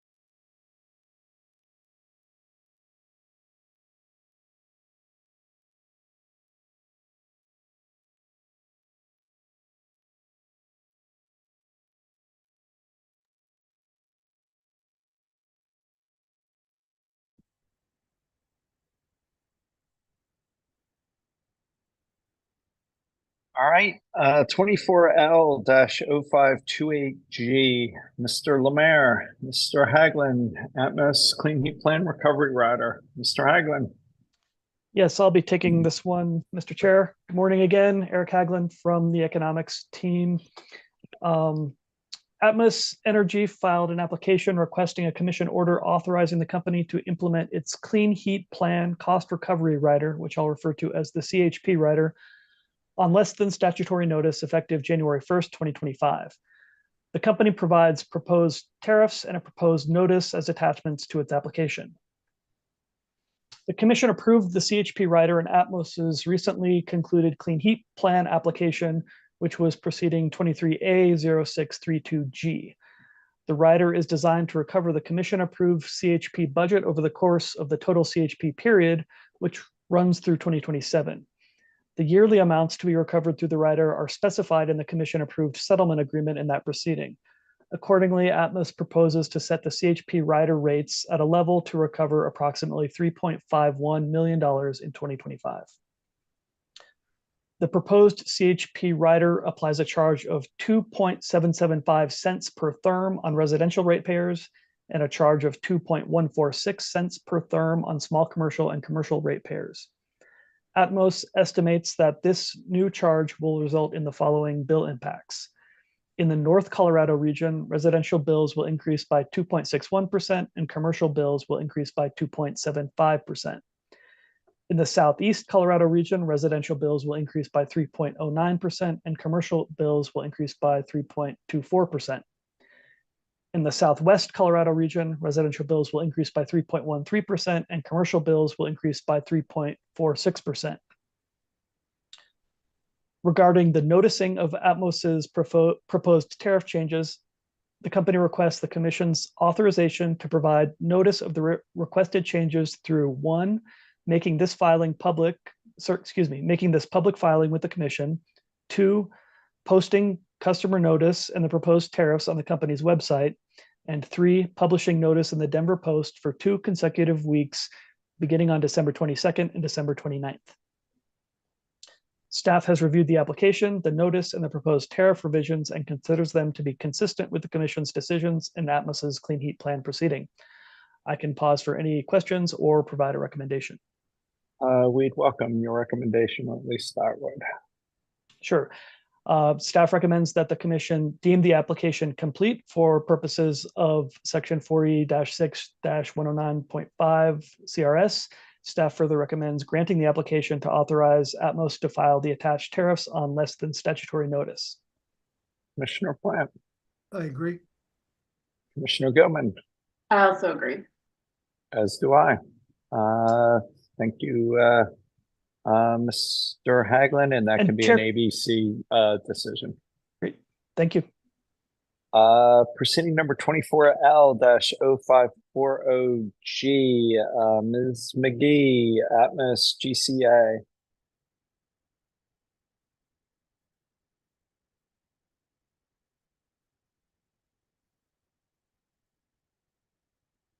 Is Ms. McGee out there? Let's go to Mr. Duncan, 24L-0545ST, Public Service Company Steam Cost Adjustment. Can you hear me, commissioners? We can. All righty. Chris Duncan with your commission staff again. Today I'm here to talk about Public Services Steam Cost Adjustment for Q1 of 2025. There's 2 components to the steam cost adjustment, the fuel cost and the deferred steam cost. Both are seeing an increase. Public Service is projecting approximately a 21% increase from Q4 to Q1 for their for the gas costs as part of the steam cost adjustment. Projections mostly in rise with the projected natural gas cost increases over the winter months. Today's the solstice, I believe. So that's to be expected. Also, the deferred cost balance as of November 30th is about $500,000 over collected which is down from the 1.1 million over collected costs that was reported in their last quarter's GCA. Public Service has done a pretty good job of reducing that over collected balance. Earlier in the year, the balance was so high that we actually had a negative SCA rate due to the over collected balances. Overall, Public Service is this GCA is projected to increase the total revenue collected for the quarter by about $621,000. This is approximately a 9% increase to the average customer's bill. Most steam customers are commercial in nature, businesses, things like that. Are there any questions, or would you like me to move on to my recommendation? Yeah, if you can move to your recommendation, that'd be great. Yeah, so staff has reviewed the information provided by the company, test calculations provided in the application, and has no issues regarding the proposed SCA adjustment increase. Staff recommends that the application be deemed complete and that the company's request be granted on less than statutory notice, and that the application be granted. Commissioner Plant. I agree. Commissioner Gilman. I also agree. As do I, and that can be an ABC decision deeming the application complete and granting it on less than statutory notice. So thank you, Mr. Duncan. Thank you. Ms. McGee, we have proceeding 24L-540G. I'm told you don't have a camera, so if you could just start presenting, that'd be great.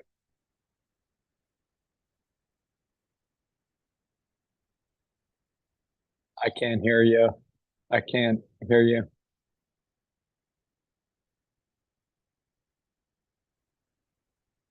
Okay, let's go to Ms. Crandall.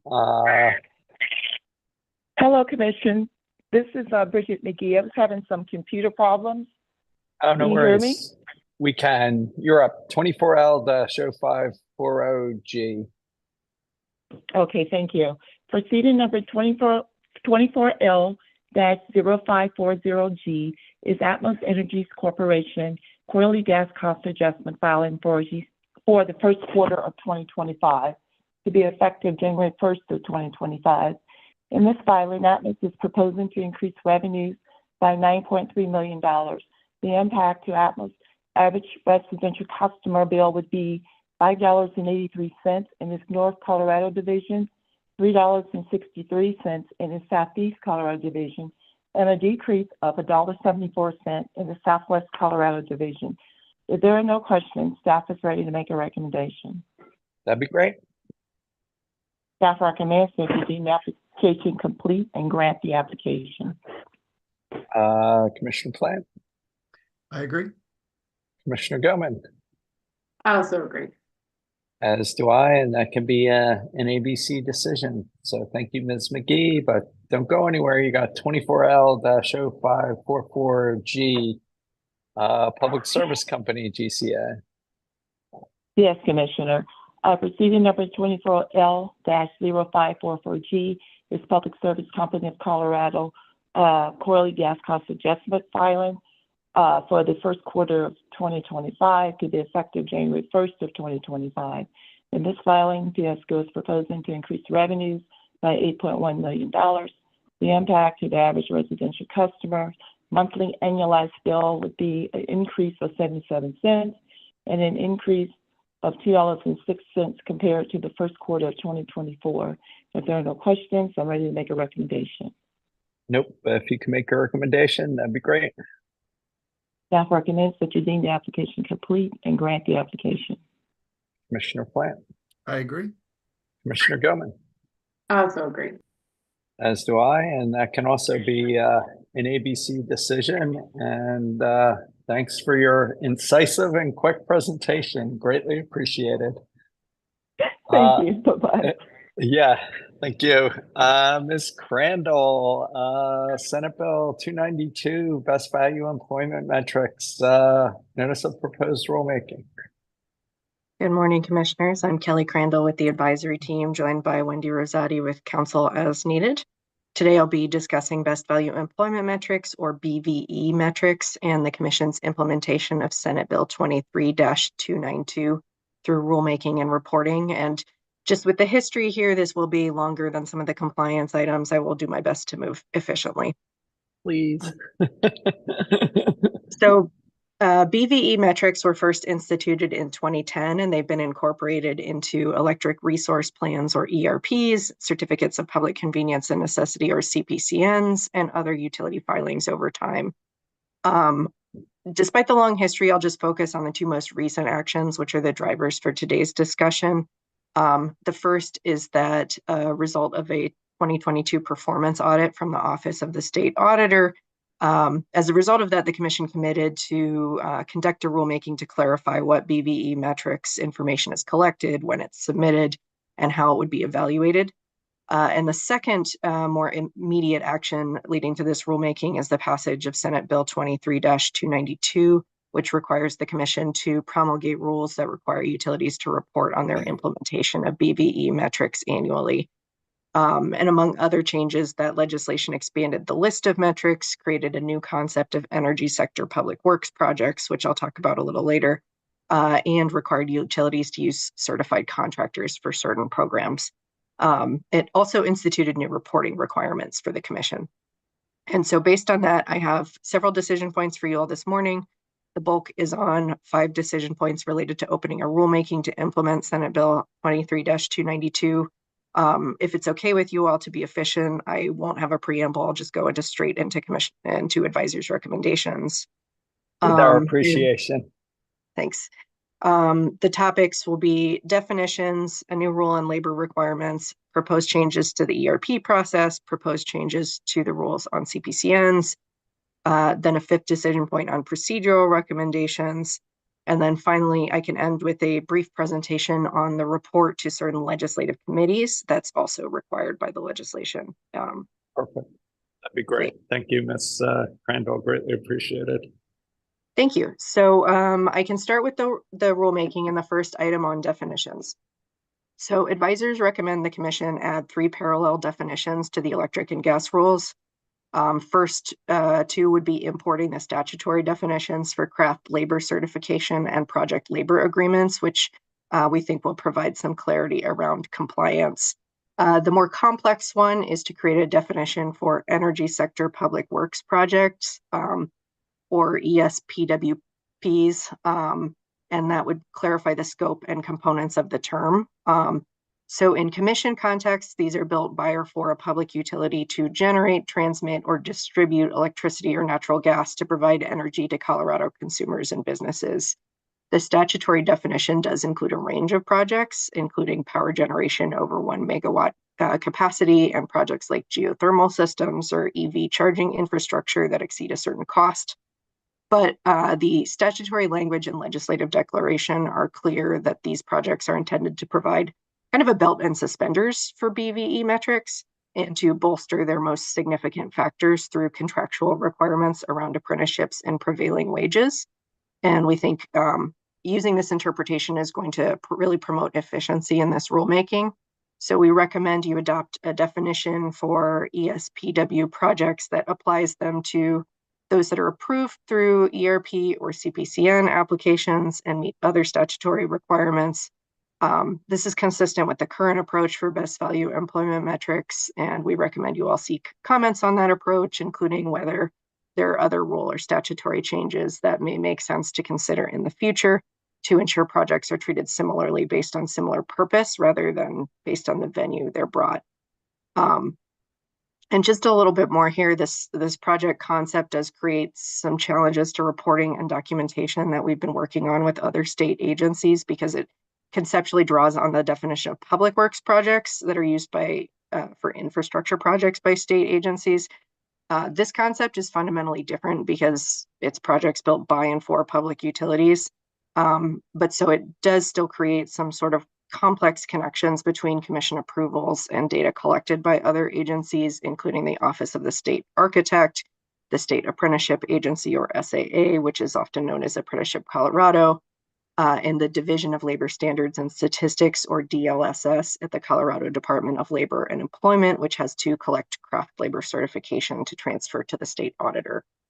And I've spoken with representatives of these agencies. I don't want to speak for them, but we have worked together to develop some options for how the review of data looks like in commission processes based on what they believe is their authority and their resources to collect and transfer that. So there could be some gaps here, and we recommend you all seek comments on the roles of state agencies, but really emphasize the need for efficiency due to the nuances of their roles and their interaction with commission decisions.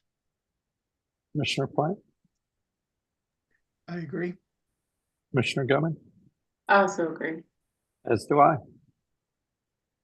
Thank you, commissioners. This is the next sort of long recommendation, and then the rest will be shorter.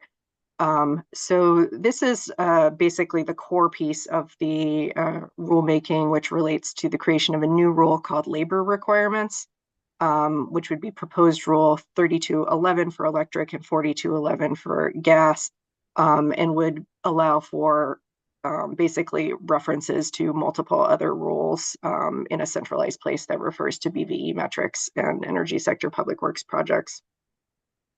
So the first component of the rule is to define the list of BVE metrics drawing on the statute. The state auditor had recommended the commission better define what information needs to be submitted here to demonstrate compliance. And having looked at prior ERPs and CPCNs, we recommend you all seek comments from those entities who have more in-depth experience on this. We also recommend you include a path by which energy sector public works projects that have to comply with state law requirements around apprenticeships and prevailing wages can use evidence of that compliance to meet some of the BVM metrics requirements. We think that's going to be more efficient, but recommend you seek comments on that. Specifically for the electric rule, we recommend the commission propose how BVE metrics and ESPW projects be treated in solicitation processes. And for simplicity, given that energy sector public works projects are statutorily defined as greater than 1 megawatt in nameplate capacity, we suggest the commission incorporate a presumption that projects bid into ERPs are treated as those types of projects unless they're otherwise documented. Within the solicitation process, we recommend utilities be required to set forth in bid materials which documentation needs to be provided by bidders and how that will be evaluated. And we suggest the commission see comments on the pros and cons of different approaches for evaluating BVE metrics, because utilities are currently using a few different approaches for incorporating those factors into the bid evaluation process. And additionally, sorry. Additionally, pursuant to statute, the utilities have to reject bids that fail to provide BVE documentation. And we recommend the commission seek comments on topics like whether partial documentation could be accepted or whether there's a process to correct missing information, like with other bidding errors. We also recommend, consistent with state auditor recommendations and the commission statements in prior ERPs, that utilities be required to ensure there's a non-confidential summary of BVE metrics, which will enable more full public deliberation. Finally, the proposed rule would include information about exemptions that's in the statute. The first is to adopt the statutory requirement that project labor agreements can be used in lieu of providing BVE metrics or meeting certain energy sector public works project requirements. But that entities using a PLA should address whether those requirements around apprenticeships and prevailing wages are being met. And the reason for including that is a core principle you all have talked about in prior ERPs about the need to promote a level playing field for competition. And so we think that at least having that information would enable more apples to apples comparisons regardless of bid ownership. Advisors also recommend the commission incorporate other statutory exemptions for ESPW project requirements, including the work being performed by the utility or complying with Inflation Reduction Act requirements. And specifically, we recommend you all seek some comments on the interactions between energy sector public works compliance and IRA tax credit compliance, because I think the interactions there are somewhat complicated. Commissioner Plant? I agree. Commissioner Goman, Also agree. as do I. Thank you, commissioners. Moving on to the third set of changes to rules. These relate to basically supplementing and integrating proposed rule 3211 in the electric rules into the commission's electric resource planning rules. So in general, we recommend clarifying the wording across those rules that impact phases 1 and 2 of the ERP requirements as they relate to best value employment metrics and energy sector public works projects. As phase 1 establishes the foundation for solicitations, we recommend that in phase 1, the utilities provide information about BVE metrics requirements and include energy sector public works project requirements as material contract terms in their model contracts, consistent with the statutory requirements. And then the phase 1 decision would address the sufficiency of the initial utility materials. In contrast, in phase 2, when the utility presents bid results, the proposed rule would require the commission's decision to specifically address BVE metrics and energy sector public works project requirements, which would be considered alongside the many other statutorily required variables ranging from rate impact to geographic diversity. This is again designed to respond to the recommendations of the state auditor, and we recommend similar red lines be incorporated in Rule 3605. So this would cover both public utilities, regulated investor-owned utilities, as well as wholesale generation and transmission cooperatives.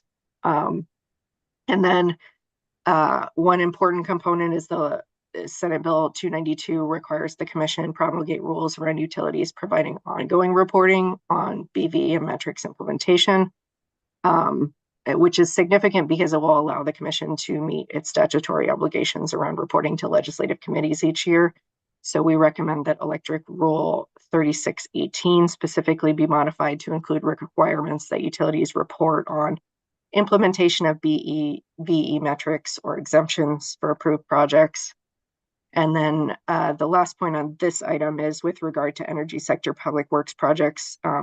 We've coordinated with Division of Labor Standards and Statistics and tried to come up with some concepts which the commission could seek comment on to try to be efficient with reporting. One is a recommendation that the utility be required to notify DLSS of approved energy sector public works projects so that that agency can be prepared to collect the craft labor certification information. And then we also propose the annual reporting include an attestation from the utility that it has submitted or caused to be submitted craft labor certification information to DLSS. And we're hoping that will make the eventual 2029 audit more efficient, but we recommend the commission just provide, we'll provide more detail in the NOPR and seek comment on those proposals. Commissioner Plant, I agree. Commissioner Goman, I also agree. as do I. Thank you. Item 4 of 6 is changes to the CPCN rules. So this would specifically be rules 3102 electric and 4102 gas. There are some variations between these because of the gas infrastructure planning process. Currently, they require BVE metrics to be considered when an electric or gas utility files a CPCN application for certain projects. And so I think what we're recommending here is more tweaks. So it would be, there'd still be allowance for the utility to supplement a CPCN application with BVE metrics within a certain period after contracts are awarded, if that isn't known at the time of the filing. We also recommend some rewording to have utilities consider BVE metrics as part of their comparison of project alternatives, which is maybe a more effective way to use those metrics. And we recommend that the commission require CPCN applications for energy sector public works projects to address material contract terms around prevailing wages and apprenticeships or exemptions consistent with the statutory language. We also recommend that the applicant be required to notify Division of Labor Standards and Statistics once a project is approved, again, so that it knows to expect craft labor certification data. Commissioner Plant, I agree. Commissioner Goman, I also agree. As do I. I thought you said you had 5, Miss Crandall. Oh. Keep going. I have 5 on the rulemaking. So this is the last on the rulemaking, and then I'll be very quick on the report. So this is just a set of procedural recommendations. Overall, advisors recommend you issue a notice of proposed rulemaking with the proposed rules we discussed, and refer this proceeding to an administrative law judge for expeditious resolution. Schedule a virtual public comment hearing for March 4th, beginning at 11 a.m. to be overseen by the judge. We recommend setting dates to receive written comments in advance of that hearing, which would be February 5th for initial comments and February 21st for initial comment or for responsive comments. And finally, we recommend you direct staff to host an informational meeting, which we've done in a few rulemakings before, to provide neutral educational content about concepts in the rulemaking and options to participate. And I don't think that the date has to be in the decision, but I'm looking at the 3rd week of January to be able to do that. Commissioner Plant? I agree. Commissioner Goman? I also agree. As do I. And do you want a decision on that, or did you have more on the rule? That is it for the rulemaking. If you all are comfortable with finalizing that, I can do an ABC order or however you see fit. Yeah, if you can do an ABC order, opening the proceeding, issuing the NOPR, attaching the proposed rules, and setting a hearing date if appropriate, that'd be great. And thanks for adjusting on the fly. We've had a long 2 or 3 days. Sure. And I can bring the last item, which is on the legislative report. Yep. So this final item is basically to tell you all about a new reporting requirement the Commission has each year pursuant to Section 40-2-1296, which was in Senate Bill 292. The Commission now has to file a report on certain information concerning BVE metrics that were provided to the Commission by utilities and the manner in which the Commission considered the information. And this is due every December 31st to the Energy and Environment Committee of the House of Representatives and the Transportation and Energy Committee of the Senate. So you've received a copy of the draft report, which meets these requirements. Given you all just discussed and approved this rulemaking to implement Senate Bill 23-292, significant component of the report will include an update on the rulemaking and the dates that have been discussed for comment. The report also provides information about how BVE metrics were presented and considered in the electric resource plans of Xcel Energy, Black Hills Electric Company, and Tri-State Generation and Transmission, all of which included decisions touching on that concept. And the report provides information on one applicable certificate of public convenience and necessity application that was resolved in 2024. So with your approval, I can work with Director White to update dates, add a cover letter, and ensure this is routed through the appropriate channels to legislative committees. And it sounds like we'll approve the report by minute entry. Yeah, there's no formal decision item on it, but yes, something along those lines. Commissioner Plant? Informally, yes. Commissioner Goman? I agree. As do I, and thanks for working with us on this, Ms. Crandall. Greatly appreciate it. Thank you, commissioners. One more item, the JTS, but before we go to that, I'm going to try an approach to dissent writing management for your consideration. So go back to the Public Service Company gas rate case, and I want to pull on a thread that you mentioned, Commissioner Gilman, about putting all those costs in expense, which I sort of get. If we don't have a rate case for 2 years, there's almost like double recovery. If it's not for 3 years, maybe it's triple recovery.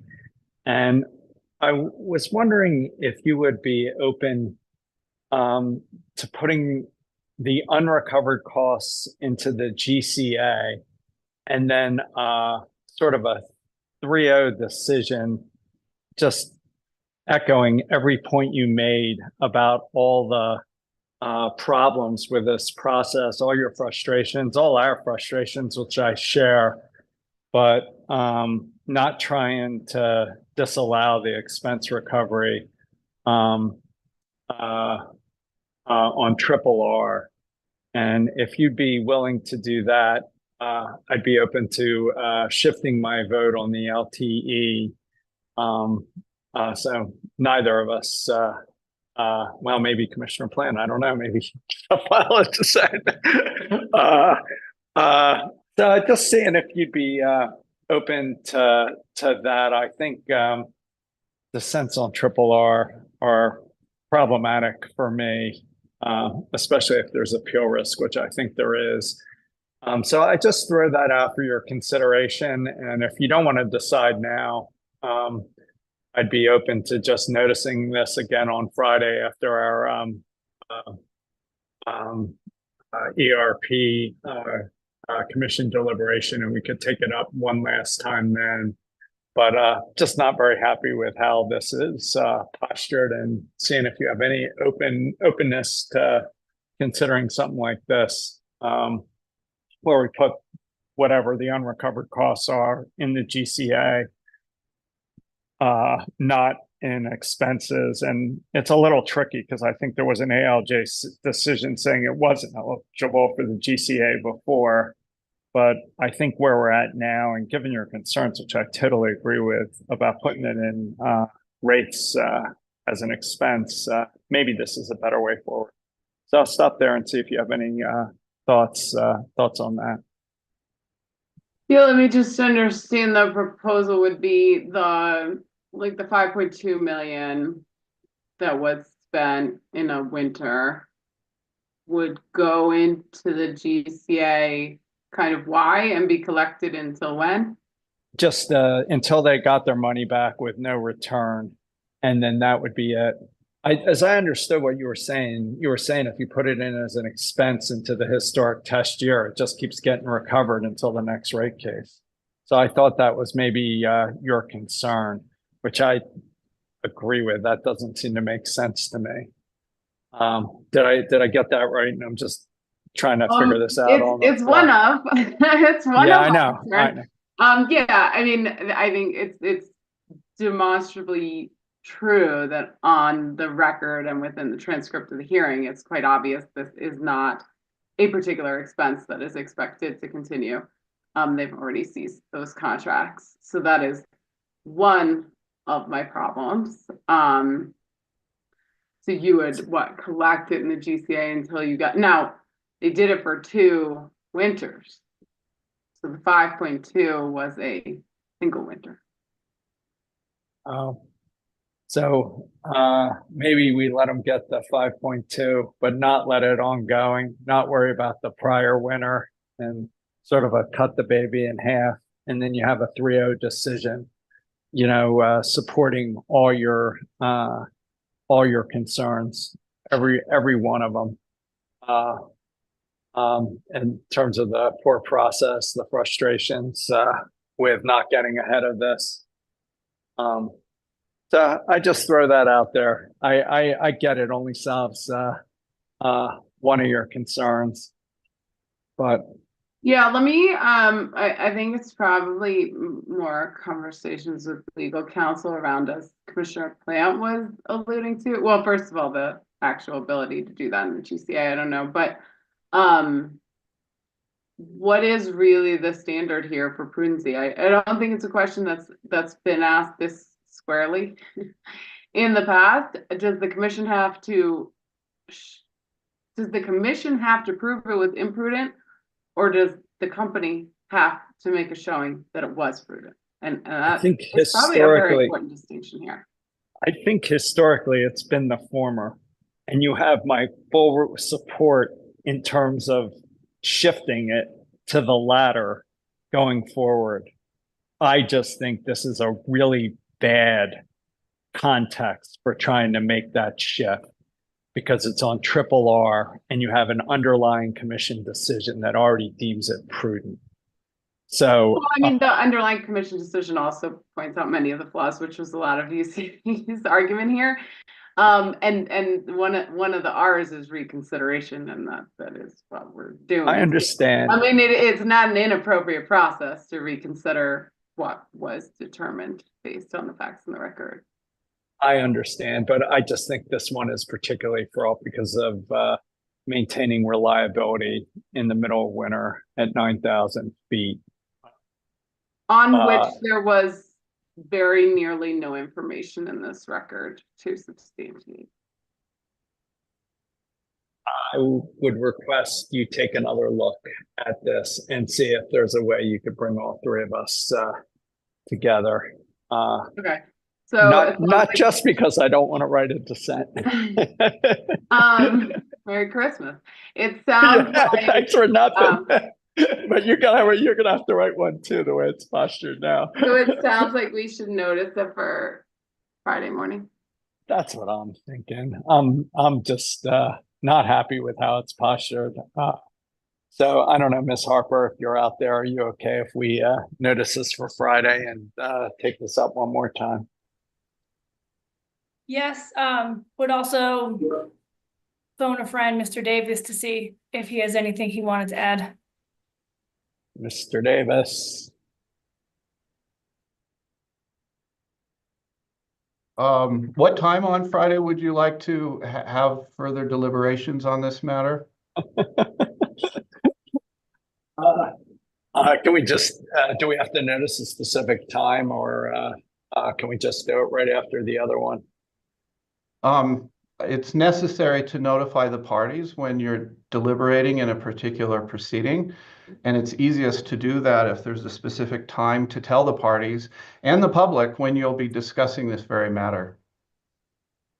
I mean, I'd offer this is a far more discreet and obvious time commitment than the 141. So if you did this, you want to do say change the time of the other one, but if you did this first, it would be far more obvious probably what time this would be over than if you try and guess what time the 141 will be over. You want to just say 8:30? Would that work for you, Commissioner Goman?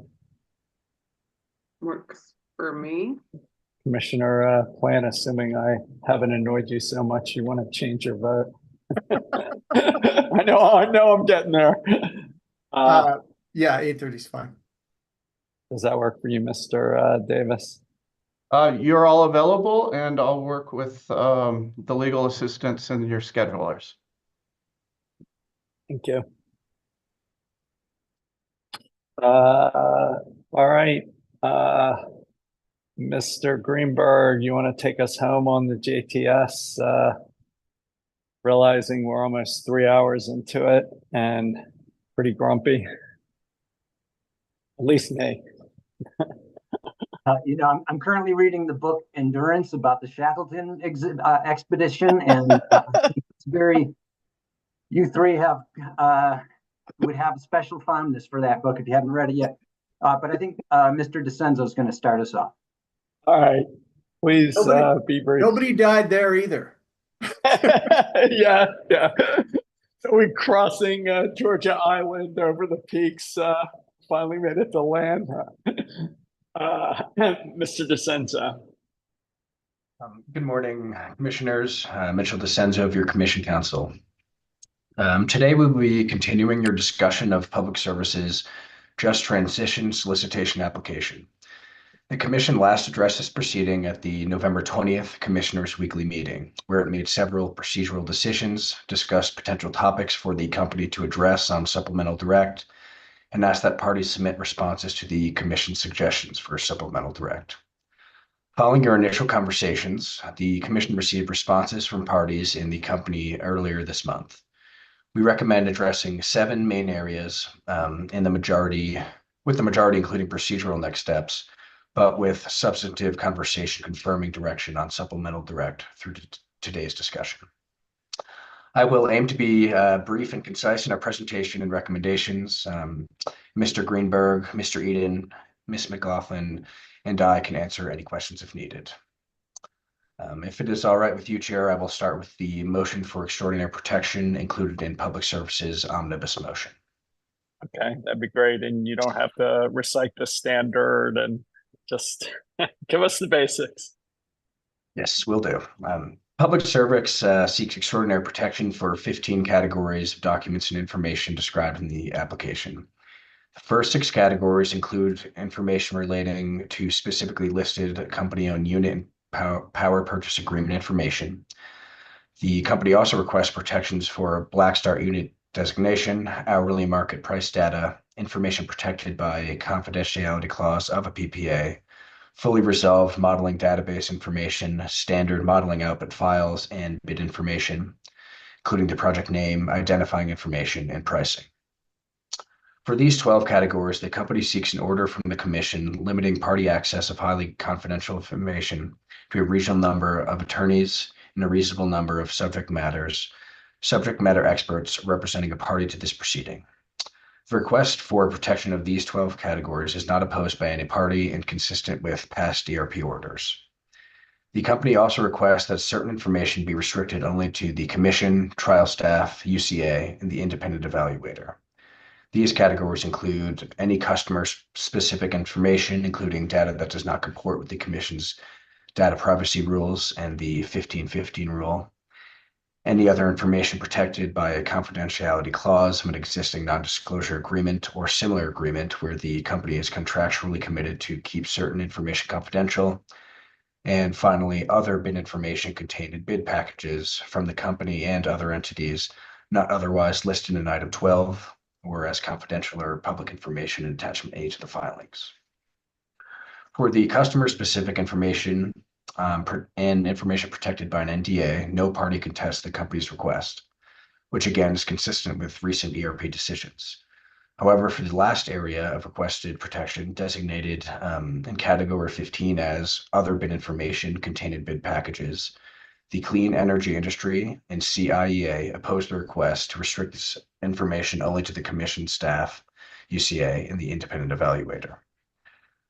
The clean energy industry asserts the company seeks to impose this unusual level of heightened protection broadly upon bid-related information and argues that the additional imposition of restrictions limiting party access is inconsistent with the company's own prior treatment of similar bid-related information. CIEA similarly requests the Commission deny the company's request relating to information contained in Category 15.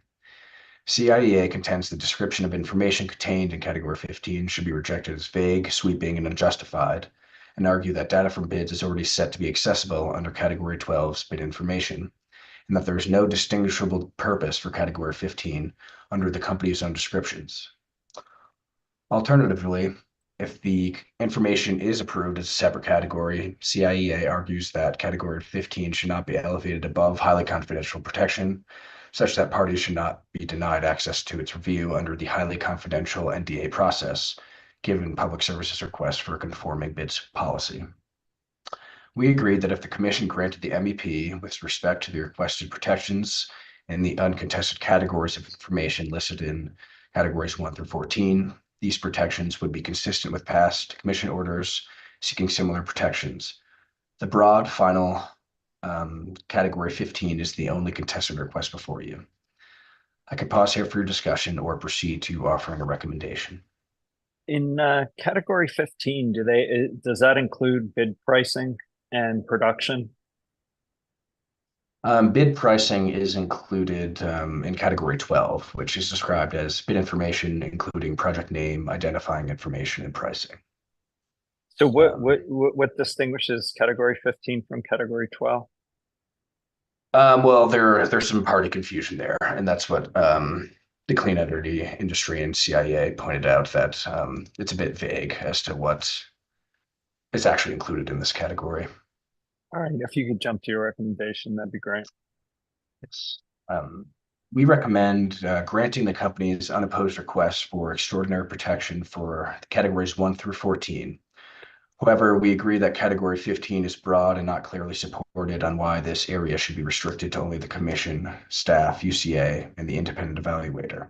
Consistent with past ERP decisions, we recommend the Commission allow a reasonable number of attorneys and experts for each party that signs an appropriate NDA have access to that information. Alternatively, the Commission could ask the company to clarify what is included in this category and support why it needs more protection than the bid information already listed in Category 12. I think I'm supportive of the clarification request. I'd like to see more detail.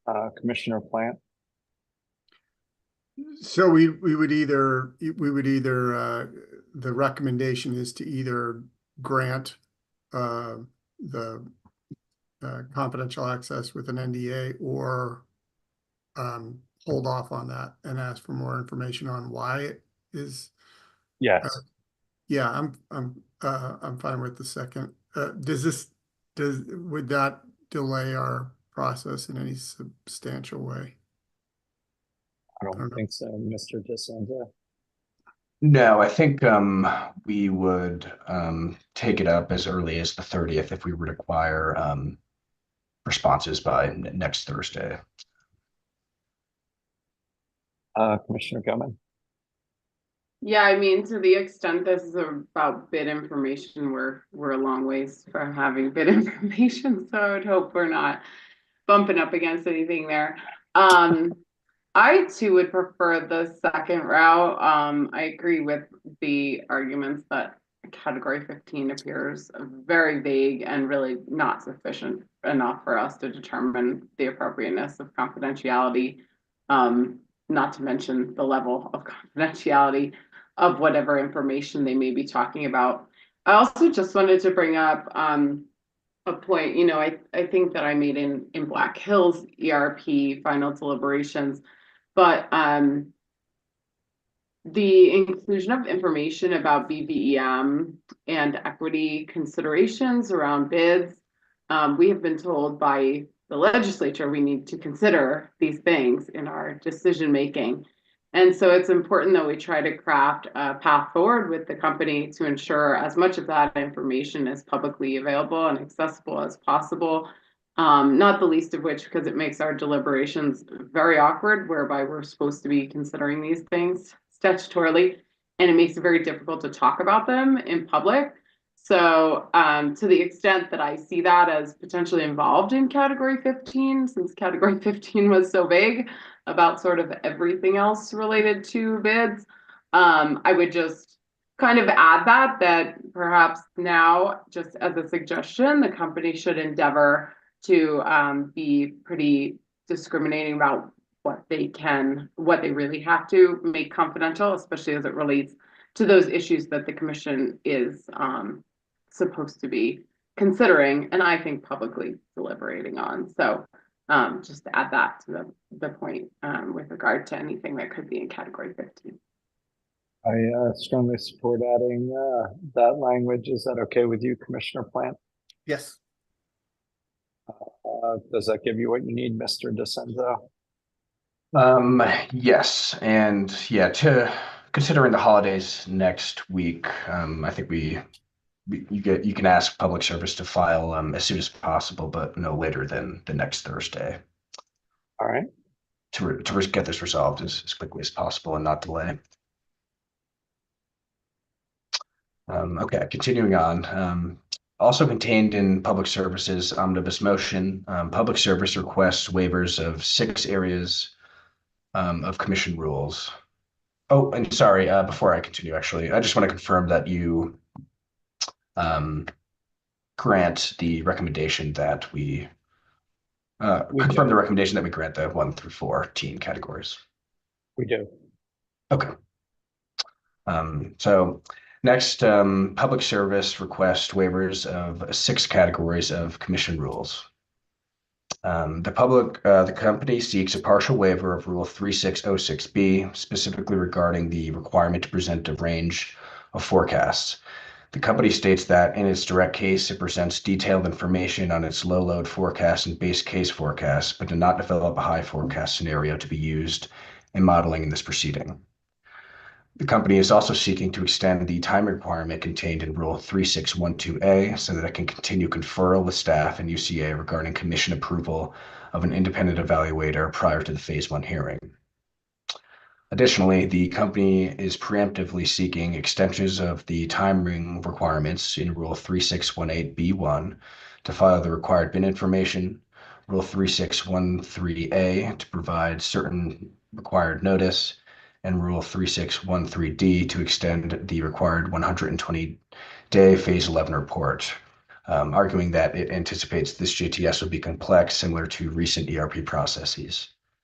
And lastly, the company requests a waiver of the requirements of rules 3608C 3 through 4, arguing that providing a fixed injection capability to any location on the system is misleading given the dynamic nature of the company's variable system.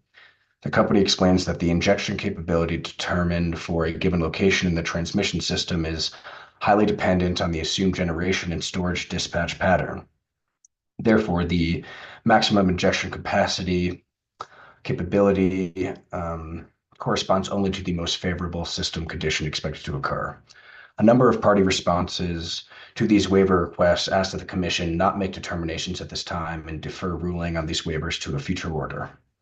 I can pause here for discussion or proceed with substantive recommendations on 2 of these rules and a procedural recommendation for the remainder. Yeah, if you could get to your recommendations, that'd be great. And just know I'm asking supplemental direct for a lower load scenario, so that may make that request moot. So I think we are asking for 3 scenarios. So we recommend affirmatively addressing the following 2 requests for rule waiver. For the request for waiver of Rule 3606B on forecasting, we recommend granting in part and denying in part of the company's request. Consistent with staff's response, we agreed that the base and low forecasts are likely truly more appropriately the high and base forecasts.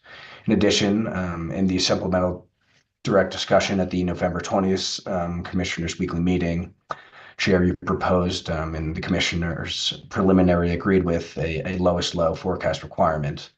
The company also preliminarily indicated that it can accommodate this request. While you'll discuss supplemental direct more specifically in the following discussions, if Commissioners confirm today that they continue to agree with the Chair's proposal regarding this requested waiver, the Commission's order should indicate that the company continues to be required to provide a range of forecasting, including with the lower low load forecast discussed further in supplemental direct today.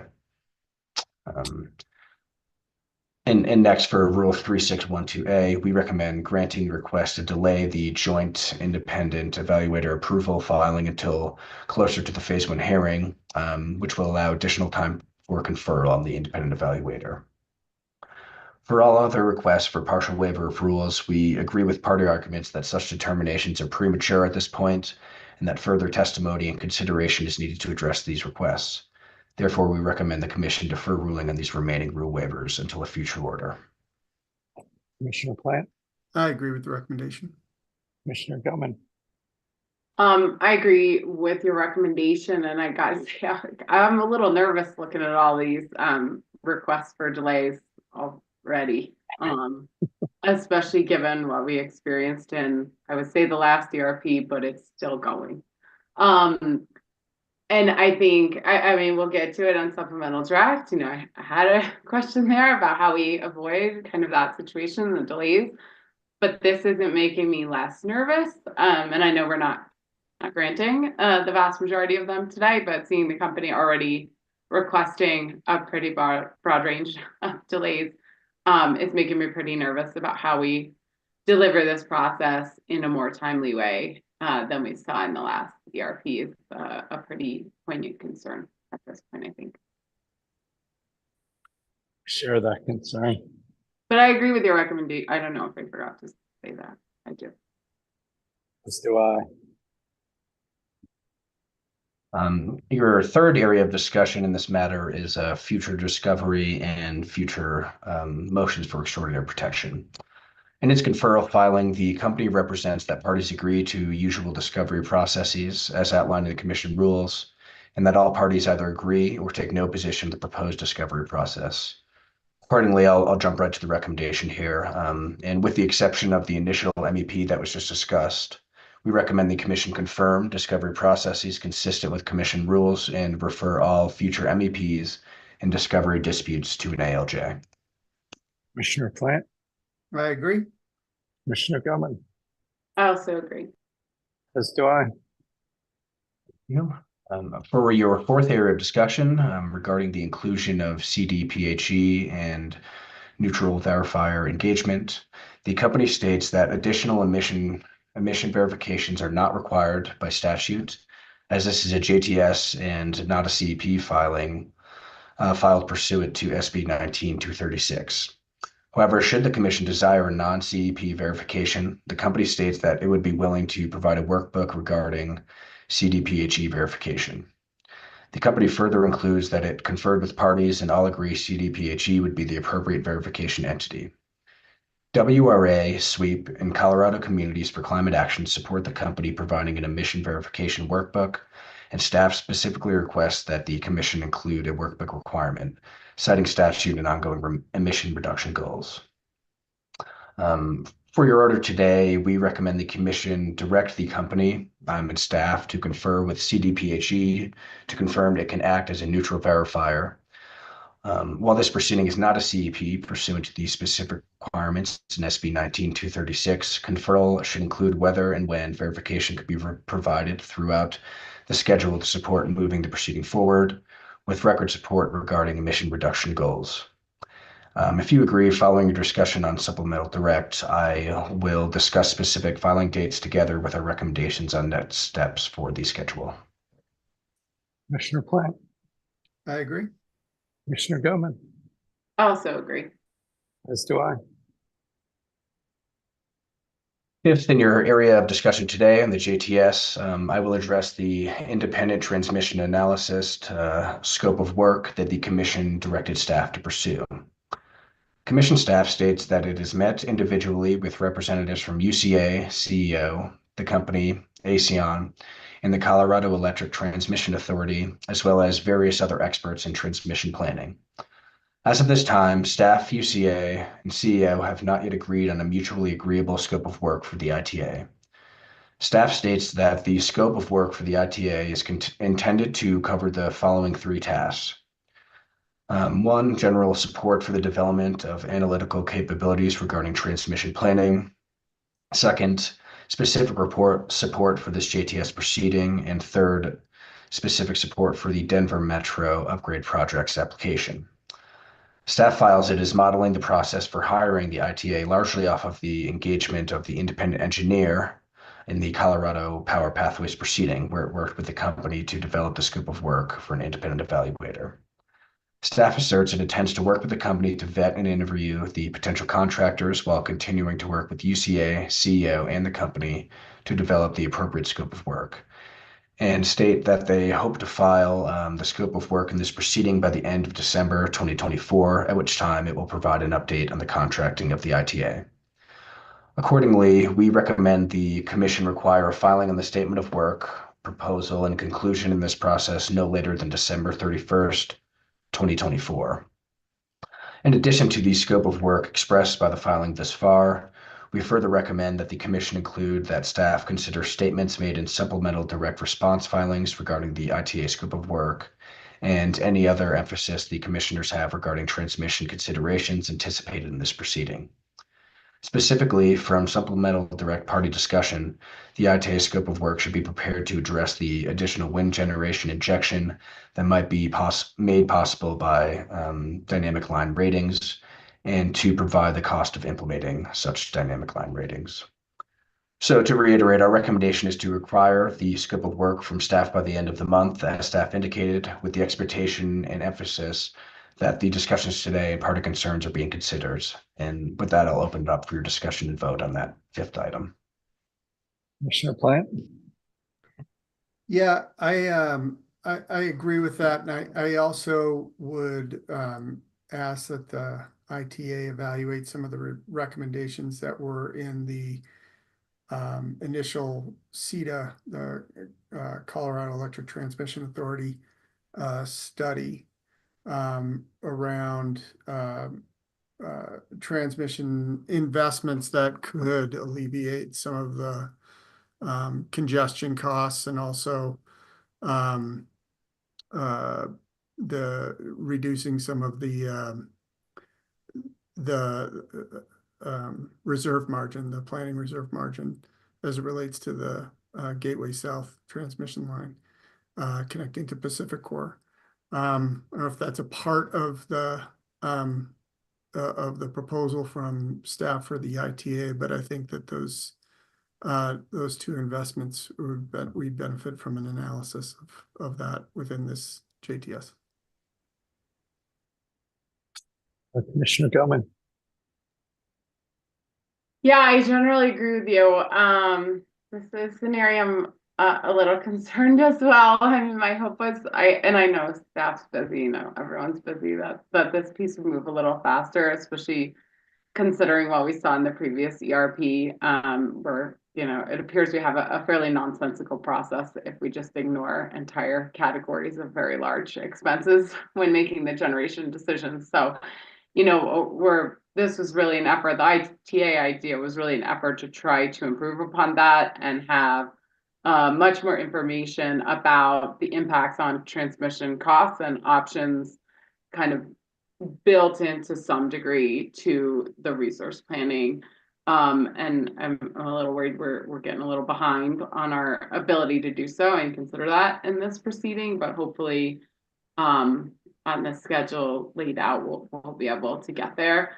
I agree with you too, Commissioner Plant, CETA, and there are several opportunities for new transmission projects that may already be in the works or maybe a possibility to develop that certainly have been shown to have the possibility for really significant savings and impacts on planning reserve margin and other aspects. And so I think, maybe we'll have some of that discussion in the supplemental direct discussion, but I think we have to figure out how to weave these things together. We can't very well make billions of dollars of generation decisions without, understanding the realities and any cost efficiencies we can find with different transmission options. So maybe we'll come back just to some degree as we go through the supplemental direct to understand what we might ask the company directly versus what we might see in the ITA scope of work. I'm not sure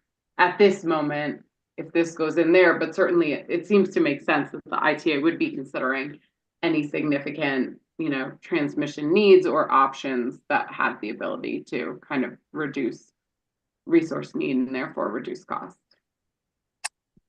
I strongly agree with what you both said. For me, the example was the battery storage, where since we didn't understand all the new transmission investments that were going to be required, we didn't put them in the transmission constrained region. So I'd echo all those concerns and just have a soft hold on this till we see where we come back on supplemental direct, Mr. DeCenzo. Okay. And at this point, for your sixth and perhaps most substantive discussion on this item, I will turn it over to Mr. Greenberg for presentation on supplemental direct. Hello, Commissioners. Dan Greenberg of your advisory staff. At the Commissioners' Weekly meeting on November 20th, you discussed several topics for potential supplemental direct testimony by the company. At that CWM, you chose not to make any final decisions about supplemental direct, which I'll just call SD, but to bring the subject back at a future CWM, which is what puts it on today's agenda. In decision C240872I, which came out of your discussion on November 20th, you asked for party input on SD and required that any such input be provided by the 4th of December. Today, I plan to facilitate your discussion on SD in three parts. First, I'll present each of the topics you discussed at the November 20th CWM. Next, I'll ask if there are any additional SD topics you would like to raise, either from your further review of the company's direct case or from party comments in response to decision C240872I. And then finally, I'll discuss a small set of directives from the company's previous electric resource procurement proceeding, 21A0141E, that were either inadequately addressed or were not addressed at all in the company's direct testimony in this proceeding. If that's okay, I'll proceed in that order. Yep. At the November 20th CWM, Chair Blank presented 4 SD topics for discussion. The first was a requirement for the company to model a lower low load growth scenario in which energy consumption and peak demand grow at a cumulative average growth rate consistent with the data presented in proceeding 21A 0141E. Chair Blank recommended SD to develop a full capacity expansion and dispatch model at these growth rates and requiring the company to specify the exact differences by sector in sales and peak between the lower low scenario and the JTS base case for large new loads, EVs, and building electrification. In its response to decision C24-0872-I, Public Service notes that to comply with this SD request, it will need to create new sales and demand forecasts, new portfolio and generation modeling, new transmission analysis, and a new rate forecast. In order to make this more comparable to existing scenarios, the company suggests that this scenario should be based on changing the inputs to the company's forecasts rather than attempting to pin forecast outputs to certain annual growth rates. The company recommends making the following assumptions. 1, retail growth the same as base case and low scenarios. 2, no incremental beneficial electrification. 3, data center and manufacturing load growth limited only to those already approved. And 4, no electrification of oil and gas operations. I'll pause here for your deliberation on whether or not to require this supplemental direct. Yeah, let me see if I can respond a little bit to the company's thing and reframe it. As you said, I propose requiring the company to provide a lower load growth scenario that basically extrapolates from the growth assumptions used in the 2021 ERP base. Rule 3606B requires the company to provide a high base and low growth forecast, and the company only put forth 2 forecasts in its direct case. So I'm fine with the understanding that this may be a somewhat significant undertaking. The companies suggest that the lower low scenario should be based on changing the inputs, some of the inputs to the existing forecast instead of basing the scenario on a new annual growth rate. In particular, the company suggests using the same growth forecast as the company's existing ones, but eliminating incremental BE, any unapproved data center loads, and additional electrification from the oil and gas sector. I don't think the company's proposed assumptions for the lower low scenario what I'm looking for or would like to study. My intent behind the scenario is to see what happens if growth rate inputs are based on historical experience and those used in the 2021 ERP, understanding that these growth rates include additional growth in things like BE. To accomplish this while still trying to use the best available information, I propose the lower low forecast use retail sales and peak demand growth based on historical experience from 2010 to 2023 as presented in the 2021 ERP Volume 2 at page 36 and 38 and the 2024 ERP at page 30. As I understand it, historical growth in sales has averaged 0.3%, while the company is now assuming retail growth rates that are much higher. For the other key assumptions, I'd use the following modified inputs. Assume a growth rate in BE, both sales and peak demand, consistent with what was assumed in 2021. I'd assume a growth in EV, both energy and peak, consistent with what was assumed in 2021, in the 2021 ERP. For data center growth, I'd limit it to actual executed energy service agreements and not the company's projections as of the mail date of this order. And I'd assume growth in electrification of oil and gas consistent with what was assumed in the 2021 ERP. So it really is a new forecast grounded in historical experience and the growth we saw in beneficial electrification and not trying to adapt the company's current lower base case scenarios. So see if you guys have any thoughts with that approach, Commissioner Plant.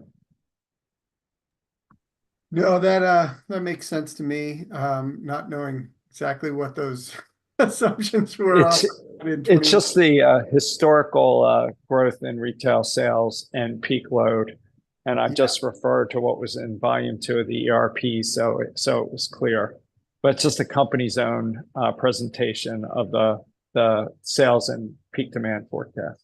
Yeah, I think that makes sense. It's also, pre-IRA, and I think we're entering into a post-IRA period, so it might make sense to utilize those assumptions as well.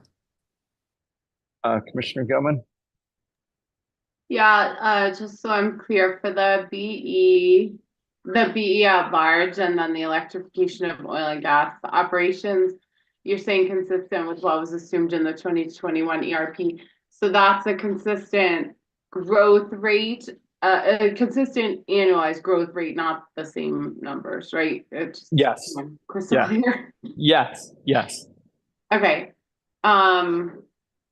Yeah, I think that's reasonable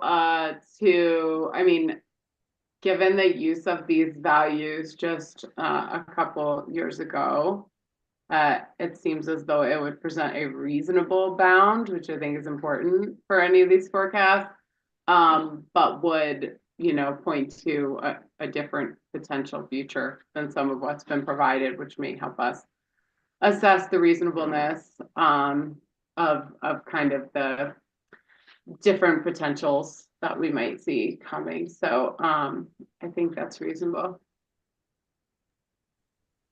Okay. Mr. Greenberg, you want to keep going? Yes. Chair Blank's second recommendation for SD at the November 20th CWM was that the company be required to conduct rate impact modeling using the lower low scenario in the same format as the models already provided by the company. This analysis would differentiate between the cost per kilowatt hour on large new loads like QTS and all other ratepayers across all 3 demand growth scenarios, and assume that all new large loads received the same treatment as QTS. Chair Blank further recommended asking the company to provide metrics in terms of the new retail revenues, not just kilowatt hour sales, required for each of the 3 categories, them being large loads, electric vehicles, and beneficial electrification, that are presented in figure 2.2-5 on page 44 of the technical appendix the company submitted in this proceeding. That would allow the commission to collectively understand and manage capital spending over time, depending on the company's ability to generate revenue above costs in each demand growth category, to ensure that the company hits the cost per kilowatt hour targets that are shown on line 64 of their rate impact model under all scenarios. In response to this proposal, Commissioner Gilman suggested that it would be important to better determine what constitutes a large load, and expressed a preference that as much of this analysis as possible be publicly available, noting that many of the exhibits underlying the economic development rate for QTS were confidential. Commissioner Plant suggested requiring the company to conduct a non-QTS rate impact model and then to back out QTS. In its response, Public Service states that it does not expect to provide a discounted rate to new large loads or data centers for the foreseeable future. So modeling accounting for impact of discounts is unnecessary. I'll pause again for your deliberation on requiring rate impact modeling of the new lower low scenario. I just say I support both Commissioner Gilman's and Commissioner Plant's modifications, and would just request that they do it at the QTS rate and do it at whatever rate they think they're going to cut the actual deals with. But I think the difference is useful. I mean, see what the rate impacts are of those discounts, which was tough to determine in that one case. So I'd like to see it both ways. But Commissioner Plant, anything you'd like to add? Yeah, no, I agree with that. Commissioner Gilman? Yeah, I mean, I think it's notable that the company's response here was that they don't intend to provide any discounted rate to new large loads. That was kind of new information to me. I mean, we have an entire statute around that concept. So, so I'm fine with that. I'd like to avoid just using the QTS rate though, and that being the directive, because the result will be confidential. And I don't think that's that useful. So I think we could just pick a percentage of a discount to order them to include 15, 20, 25%, something, so that the results don't have to be confidential, and that the commission could just essentially pick a value and have that be used rather than divulging any of the confidential information and then landing this whole analysis as confidential. About 17.5%, halfway between 15 and 20. Would that work for you, Commissioner Gilman? There you go. That's fine. I just want it to be a commission directed proxy value so that it is not divulging anything, and therefore my expectation would be that the analysis will be public. Is that okay with you, Commissioner Plant? Your smile seemed to suggest yes. All right, Mr. Greenberg, keep going. Okay. So just to be clear, we're going to direct the company to conduct rate impact modeling, assuming a 17.5% discount for large new loads. Yep, and then a second run where they assume no discount for all future loads beyond JTS, so we can see the difference. Thank you. Chair Blank's third SD nomination was to expand the JTS all-source RFP to add a model power purchase agreement and term sheet to solicit dispatchable distribution connected battery energy storage, or BES, bids that can interconnect with the distribution system, including at the high voltage side of distribution substations. Chair Blank emphasized that the goal with this request is to cast light on how such resources could reduce the need for transmission and distribution investment, which the company estimates at $80 billion over the next 20 years. Chair Blank specified that the contract should include a liquidated damages term, that payments be similar or identical to those for transmission-connected BES systems, that the model contract should also include terms giving public service similar dispatch control and flexibility as it has for utility-scale BES, and that the company could bid company-owned BES as well. Commissioners Gilman and Plant expressed support for this proposal. Commissioner Gilman noted that in an era of increasing public safety power shutoffs, there could be significantly more behind-the-meter energy storage that could be harnessed to support the grid. Commissioner Plant also mentioned that the potential for generation located on leased rooftops could also be explored.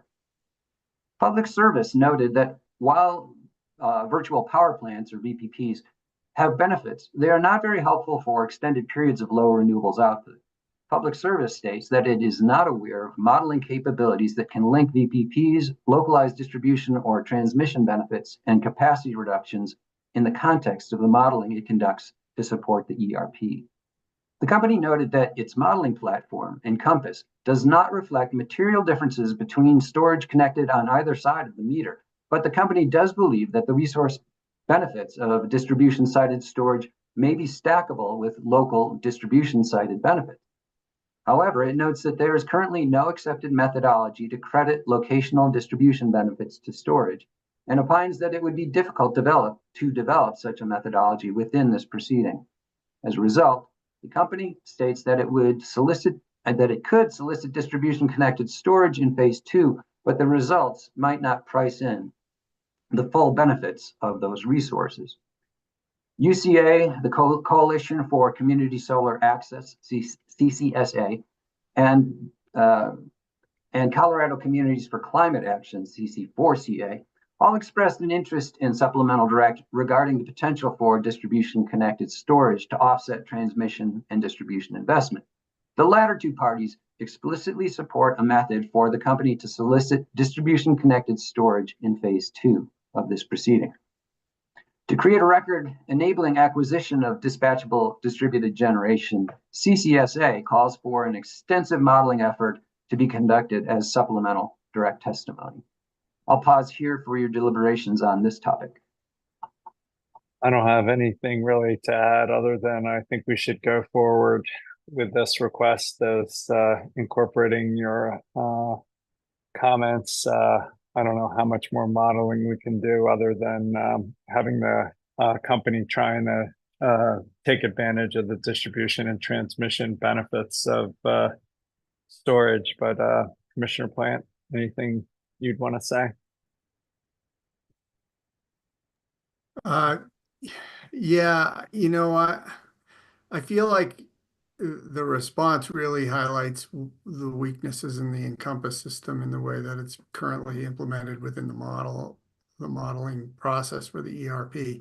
And, yeah, it's kind of late to in the process to change that here, but I think it really highlights a real weakness. We don't know how to value capacity that we add in the distribution system, and how that integrates into the overall needs of the system, which is really, I think, the direction we need to go. But it sounds to me like what the company is saying is that their Encompass model just can't do it. And to me, that's a serious deficiency in the modeling capability. But yeah, I don't know what else to add. It's a little frustrating. Especially as we now have a $5 billion distribution investment proposal. Yeah, and I mean, it seems to me like what happens is that they look at the overall demand, they subtract out what they think, rooftop solar is going to be that people are just, putting on their roofs and their solar gardens, and then they just say everything else we just build on the bulk system. And that seems just backwards to me. I mean, we should be optimizing our distribution system and then looking at what we need to fill in from the bulk system. And it sounds to me like they don't have a method of doing that and modeling that, which is somewhat disappointing. Not sure anybody does anywhere, but possible. Which is even more disappointing, maybe. Commissioner Gilman. Yeah, and I don't disagree with all of that. I guess there's an opportunity filed yesterday to try and understand this stackable benefit as to kind of the locational value on the distribution system, potentially. So then how do you get it back in this record?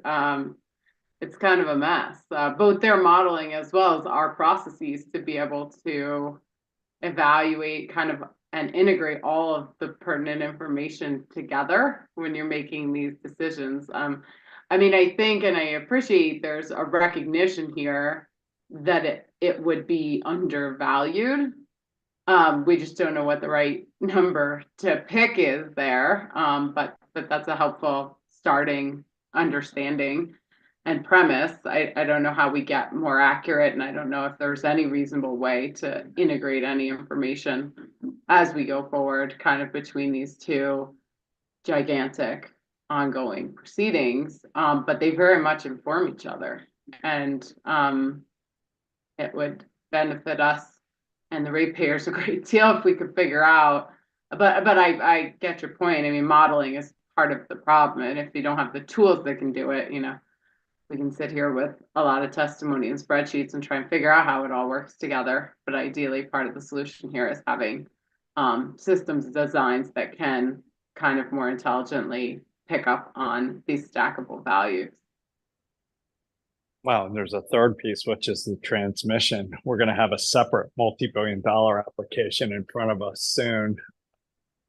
I'm fine with the question. I keep forgetting to say that. Your question's fine, but the issue is, the issues are monumental. I don't know how we get to this stacked value, but I think we have to, we might have to make some attempts a lot more than in the past to integrate together the information we're getting across these different forums in real time, because that's what's going to be happening. And as we saw in the prior ERP, you can't be ignoring these giant other expenses and thinking that you've now developed a portfolio that optimizes cost. It doesn't. You have to consider all of the costs. And, I think we're going to have to come up with something creative here as we go forward. Yeah, as you pointed out, with 3 giant applications touching 3 different parts of the system, at the same time. Well, I appreciate the support, and I think the first piece of this is to get real storage bids that are either in the distribution constrained or the transmission constrained regions. Even if we have struggles valuing the benefits and some uncertainty valuing the benefits, at least we'll have real bids that give us some options about where to site the distribution and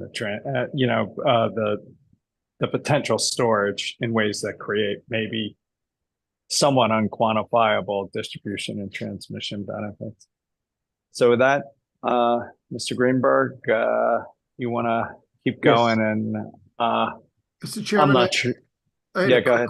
I had a quick question for you. Are you thinking that a certain amount of the capacity procurement would be reserved for the distribution system, or for distribution interconnected storage in distribution constrained areas, depending what we saw in supplemental direct and what the analysis showed? But yes.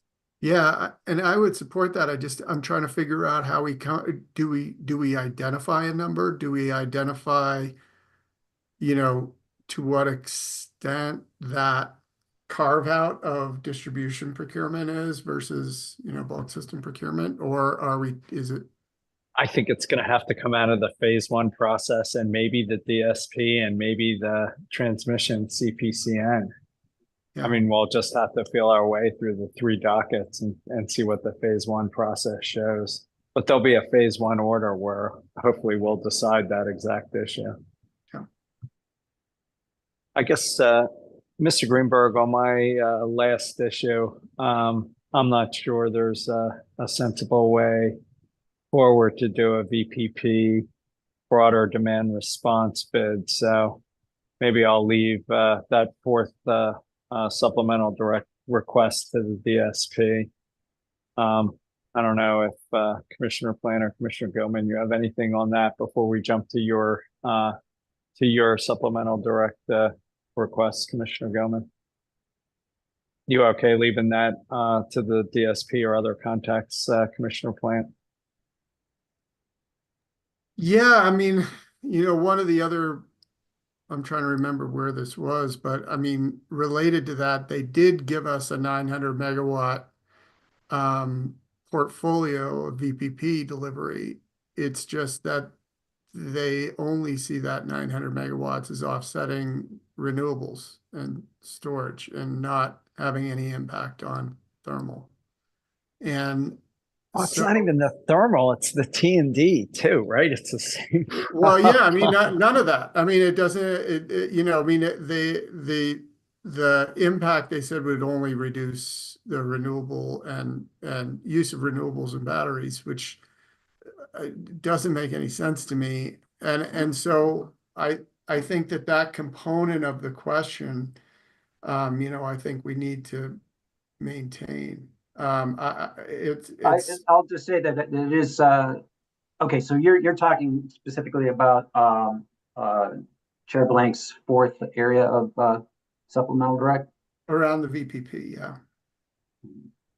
Yeah, I mean, I was looking at trying to do a bidding process around it, but I'm struggling with how to get the load shapes right, how to value it. So I'm going to withdraw it in this context, and by statute that'll be taken up in the DSP and maybe a tariff situation. So I'm proposing not to pursue that here. Mr. Greenberg, would you have any other guidance or anything to say on that?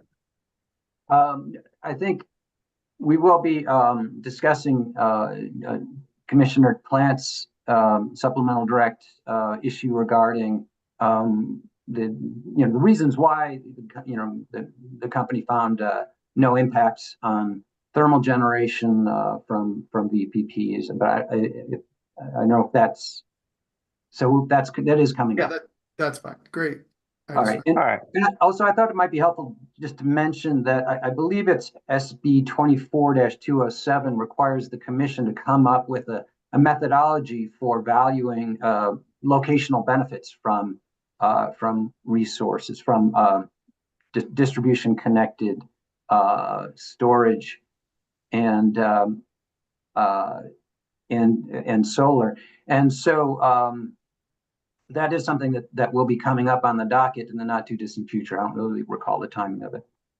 We may just put it in the DSP, but I haven't had a chance to go through that in any detail. Commissioner Gilman, you want to jump in? No. Now that we're 3.5 hours going on 4 hours into this, I wonder if we should just take a 10-minute break and come back in 10 minutes. Would that work for you guys, or do you have something you want to add, Commissioner Gilman? No, I mean, I keep going around and around and struggling with this issue of how we kind of force in some really meaningful demand response, probably by means of VPP, and ensure that we can actually account for the value across all the systems. And that remains a problem. All right. Why don't we take like a 15-minute break to 12:50 and come back at 12:50? Or do you, I don't know, are you guys hungry? Do you want lunch? Do you want a longer break, shorter break? I'm fine with just like trying to plow through and get through the last little bit. I mean, how much more time do you think we have? I have no idea. There's something a little shorter. I was supposed to have a 1 o'clock, but I think I'll have to push back some, but I'd like to avoid probably canceling in total. All right, let's keep going. All right. Let's see. Commissioner Gilman also raised 4 topics for potential supplemental direct. The first was on disclosure of locational value for resources. Commissioner Gilman proposed requiring the company to disclose any locational value or specificity related to generation needs or system benefits, including any specifics on resource locations, generation types, reliability impacts, T&D costs, or other preferences that the company expects to express as part of its Phase 2 resource evaluation. Both Chair Blank and Commissioner Plant expressed support for this supplemental direct, emphasizing that such information must be disclosed in Phase 1 of this proceeding. Advisors note that as described in the technical appendix, the company's reliability assessment includes an analysis of whether the current gas supply system would be sufficient for the hourly volumes that the model predicts for any portfolio. If you decide to require if you decide to require the SD that Commissioner Gilman proposes here, advisors recommend requiring the company to address whether variations in the availability of gas supply are likely to result in IPP gas-fired generation bids in certain areas being disfavored or eliminated from consideration due to inadequate gas supply, and if so, how bidders would learn of this possibility. There was no substantive party input on this SD proposal, and I'll pause here for your deliberations. Commissioner Gilman, anything else you want to say? No, I appreciate the addition, Mr. Greenberg. Really trying to look and ensure we have the proper amount of transparency to bidders to, first of all, ensure we have even playing field, but second, to ensure we get the best bids possible. The bidders are focusing on the areas that are the most necessary, that are the most feasible. And this isn't information that is only known by one bidder, who is the company. So that's really the intent here. If you have any ways that strengthen it, but we kind of tried to cover the basis, I think. Commissioner Plant, I'm fine with the advisor change and moving forward with this. Anything you want to add? Nope. Keep going, Mr. Greenberg. Yes. Commissioner Gilman proposed requiring the company to provide detail to elucidate the relationship between load growth due to electrification expected from the Transportation Electrification Plan, the Clean Heat Plan, DSM and Beneficial Electrification Plans, and the energy and peak load forecast presented in this proceeding to ensure consistency between proceedings. Chair Blank and Commissioner Plant both expressed strong support for this proposal. None of the parties provided substantive comments on this proposal. And again, I'll pause for your discussion. Sounds like this is an easy one. Anything else to say on this, commissioners? I would just say, I mean, kind of the premise here is a lot of those proceedings will have a monetary goal for those programs, if it's TEP, DSP, DSM, sorry. Some have like different conversion goals, like there's a gas savings goal associated with BE plans. And so what I really want to see, and maybe we add a little bit of language, Mr. Greenberg, is to see how do those line up? How does what was approved in each of these transfer into the values that are being used in the forecasting? What sort of assumptions went into that to get from one to the other? Because I don't think there's a simple number you just transfer. I anticipate some assumptions had to be made to get from one to the other, and it would benefit us to understand how that kind of conversion from one decision is being pulled into the next with regard to the forecasting. Anything you want to add, Mr. Greenberg? No. Okay, so I'll continue on then. Yep. All right. Commissioner Gilman proposed requiring the company to present modeling of multiple scenarios considering the impact of reduction in retail gas sales on cost allocation to gas-fired generation and how this will impact the production costs of such generators and subsequently any impacts on the selection of gas generators in capacity expansion plans. Both Chair Blank and Commissioner Plant expressed agreement with this proposal. Public Service commented that modeling of this impact is complex and uncertain. Future throughput is subject to individual customer decisions.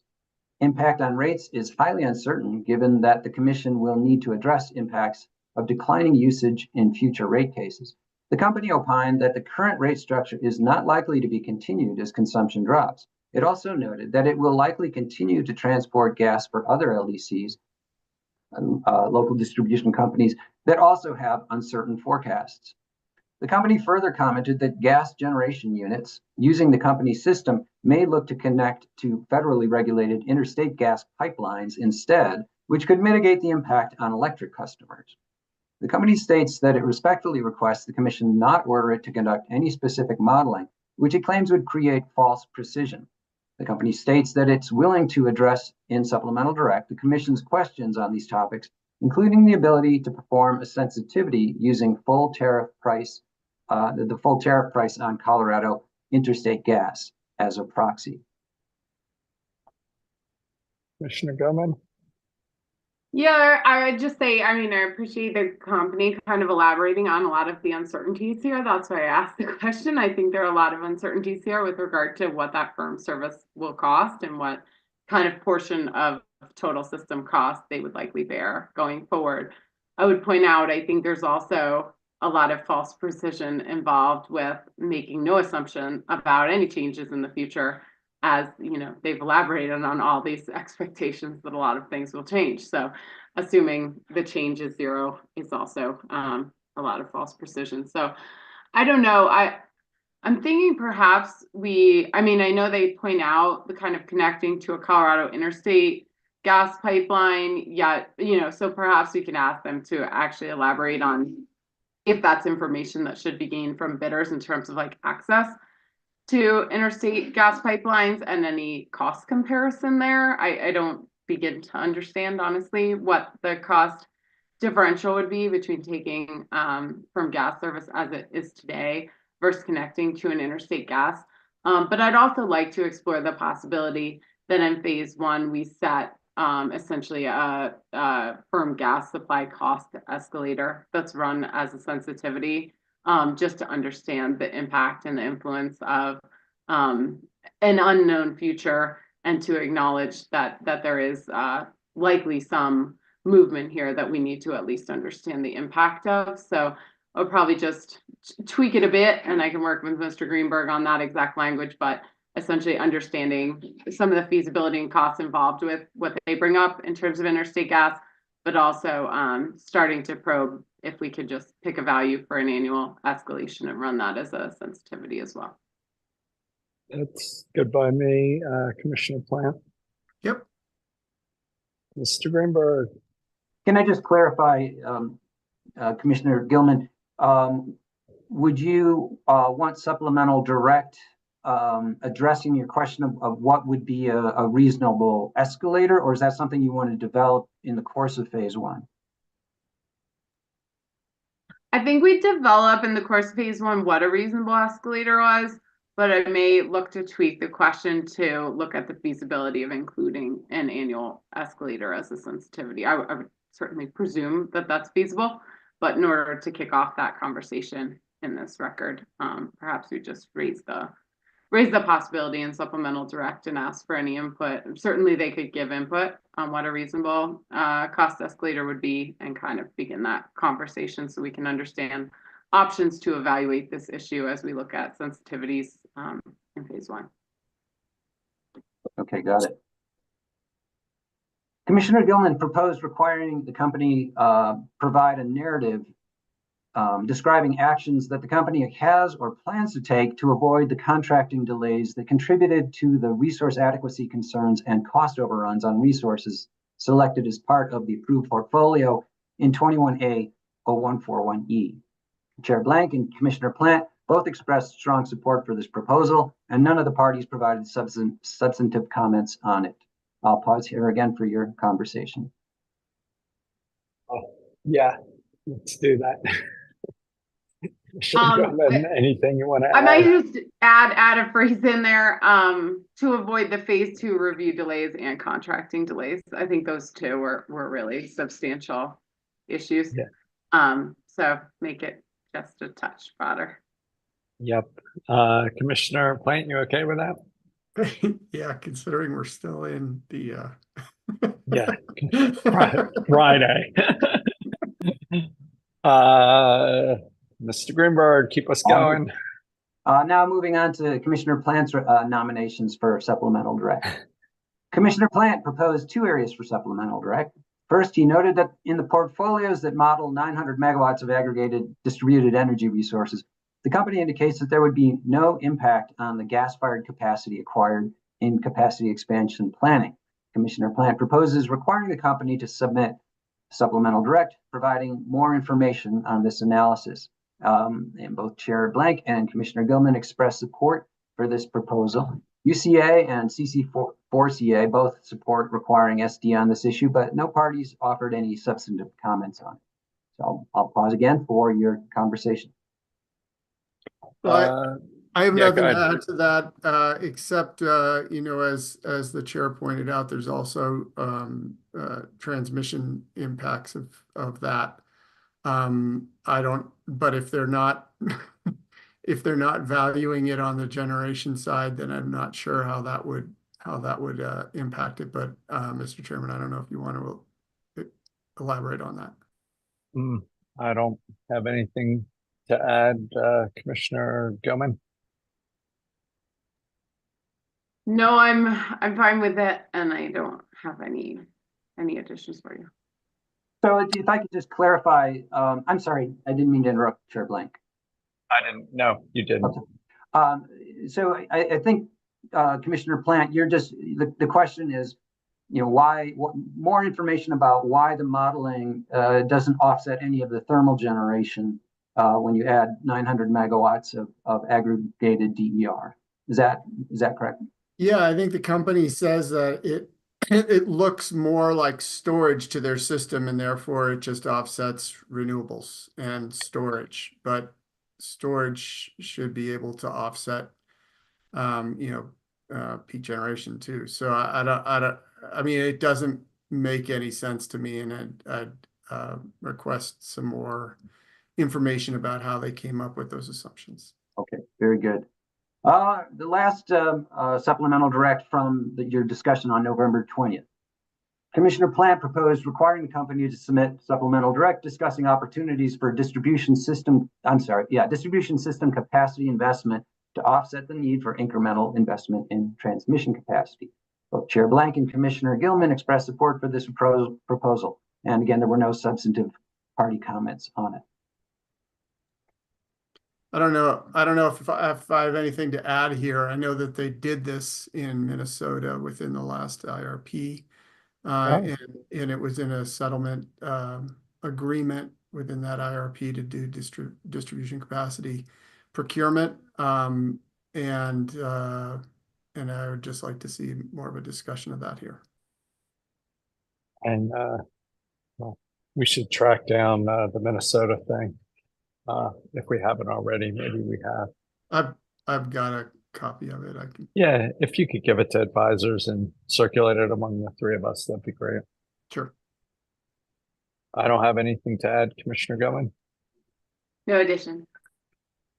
All right. All right. Item 1, Mr. Greenberg. Check. Okay, item 2. 8 parties filed recommendations for supplemental direct in response to the Commission's invitation in decision C24-0872-I.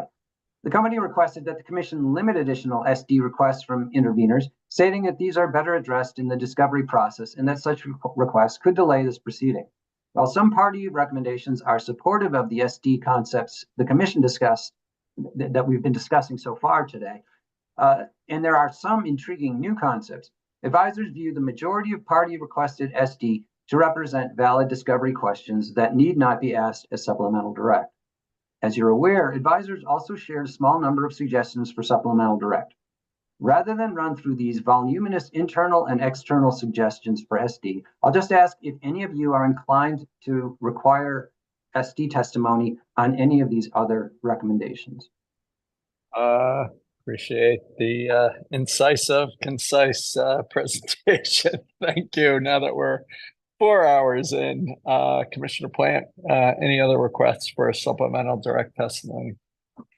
Yeah, so I'm really sensitive to the issue of having delays associated with supplemental direct. I think that we've presented a number of issues that we're very concerned about that I'd like to have the company address more. I think some of the issues that were brought up by the parties could be effectively addressed through answer testimony and response testimony. But one thing that I would like, and Mr. Chairman particularly like to get your input on this, is that the opportunity for entering into a regional market sort of occurs in the middle of this this planning time period, and it seems like that can really pretty dramatically impact some of the decisions that we would be making within the context of this. And so, I would like to have the company talk a little bit about how consideration of the regional market is impacting their resource evaluation, and where there are opportunities within that regional market conversation, to reduce the reliance on directly on the Colorado ratepayer, when we might be able to rely on that regional market for some of these resources. It seems like we're kind of simultaneously building this, self-contained system and then entering into something else where we already have everything we need, and we're going, and it would be, I would just like to know more about how the company is thinking about that, but you may have some more specific. Yeah, I'd just say I'd welcome that narrative description too. I'd probably ask for them to do it separately by a day-ahead market and a full RTO, and just see what it means for optimizing dispatch, unit commitment, reserve sharing, ELCCs, and resulting portfolios that we need to maintain reliability. So I strongly support that request. Commissioner Gilman, anything you want to add on that one? No, I also agree. Even in the commission study, identified significant benefits, I think, potentially related to planning reserve margin and ELCC values, and really understanding how those change and could be impacted, especially as you point out, halfway through the resource acquisition period, there's a statutory requirement that they join the market. So it's a pretty reasonable assumption that will become a thing, and that will be important to consider. And I agree, like it's belts and suspenders to plan it all as if we don't, but belts and suspenders in this case likely means extra costs for Colorado ratepayers that isn't maybe necessary, given the trajectory of where the legislature's already told them to go. So yeah, I think getting kind of a better narrative description on what the likely impacts of an organized wholesale market would be, especially on some of the main factors that drive the resource need, would be very helpful to get. And just so I can include this in the order that I circulate to you, I didn't hear you discussed the impact on planning reserve margin, and I just want to verify that is something you'd be interested in. Is that correct? Yes, I called it reserve sharing, but planning reserve margin is fine. Okay, great. All right, then I think we are ready to move on to the third piece of this on supplemental direct, which has to do with missing directives or missing responses. Not yet. I have one more potential request I want to see, and we haven't asked Commissioner Gilman if she has a request. And I don't know if that was the only thing for Commissioner Plant. Did you have anything else, Commissioner Plant, or was that it? No, nothing for our supplemental direct. I do have a couple of things that I'd just like to throw out there for consideration, but not to be addressed through supplemental direct, but we can do that. Yeah. Okay, Commissioner Gilman, anything else for supplemental direct? I do have one more thing. For a couple. Okay.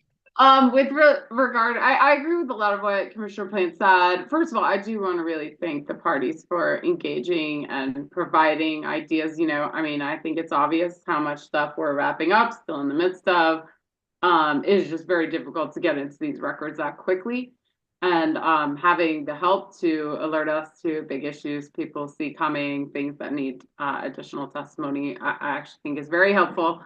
Even though quite a bit of it might be more appropriate for discovery. And I agree with Commissioner Plant's concerns. We don't want to slow down this process by going overboard with this. The clean energy industry had some comments on like a DG cost benefit analysis that the company suggests they'll be adding to the record, although I think the references are somewhat vague.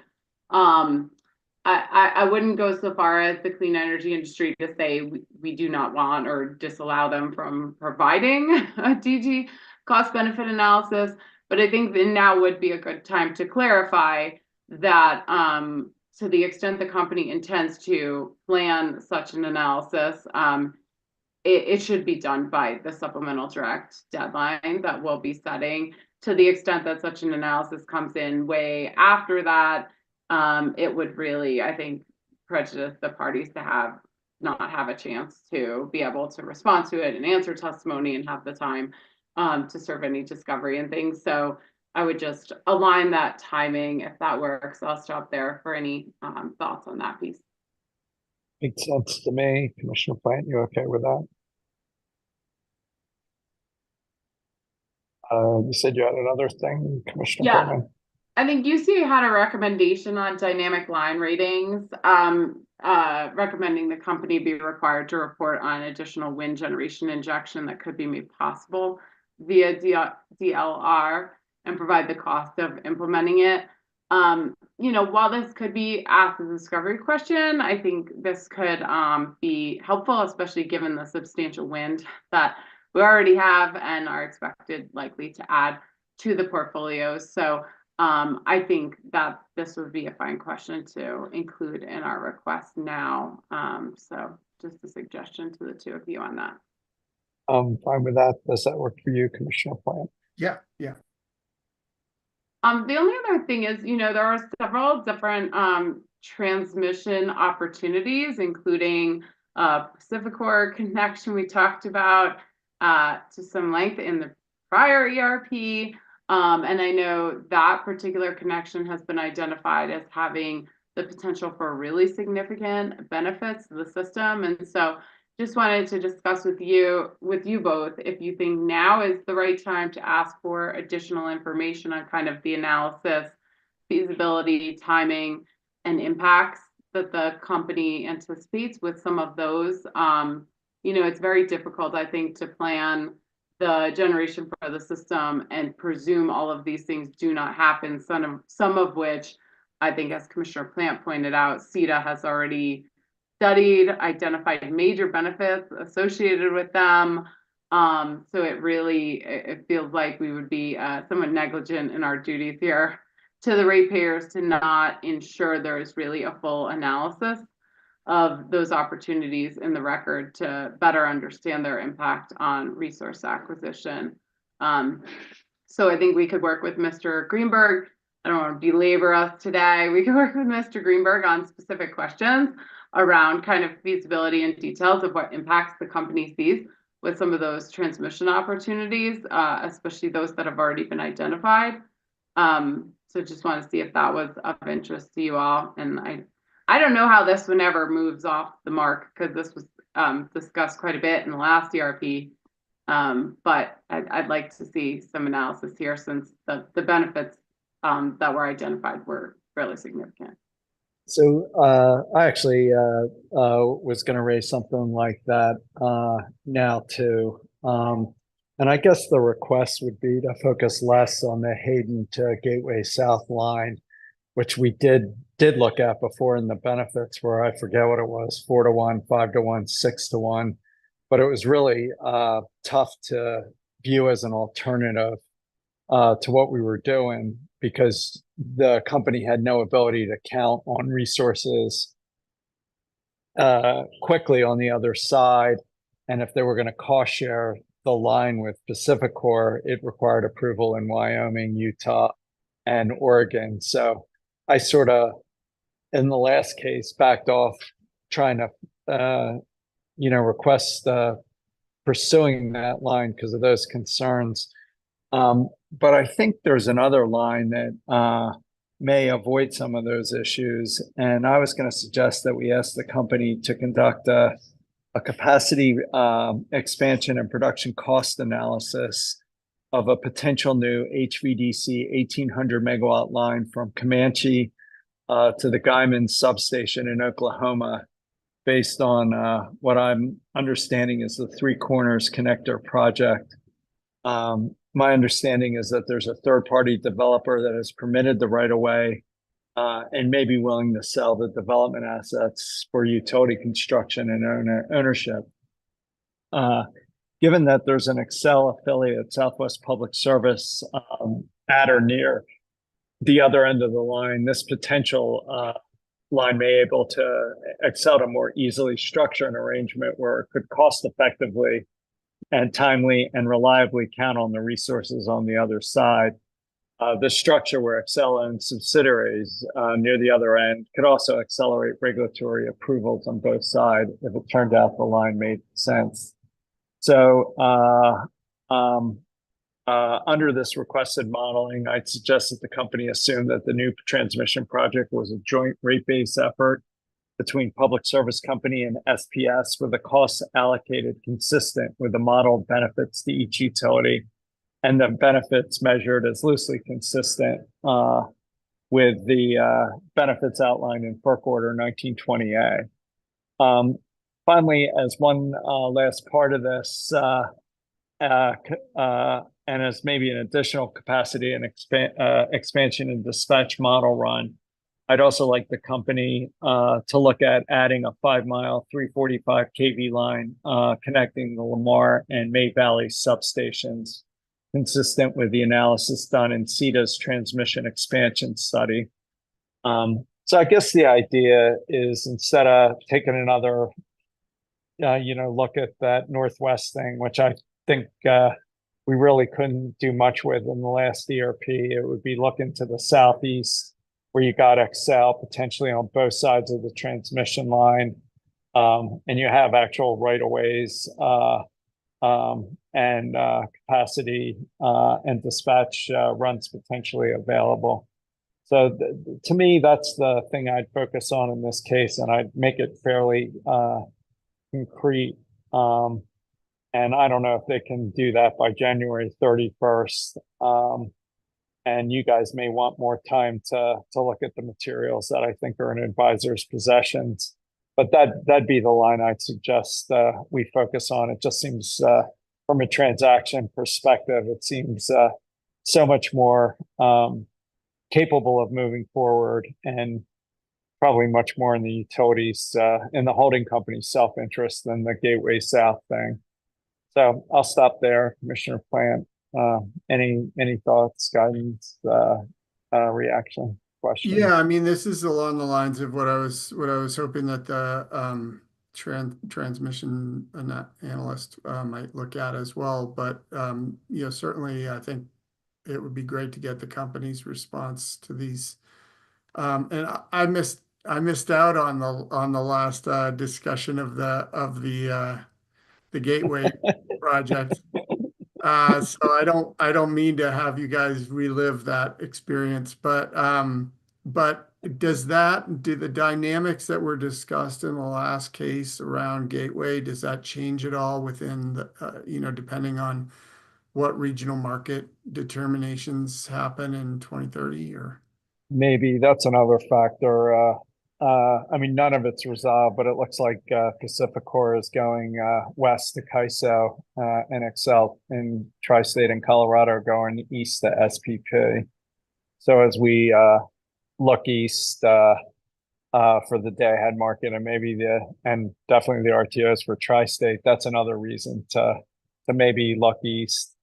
And the one line is between Lamar, which is a Tri-State Excel substation, and has DC ties.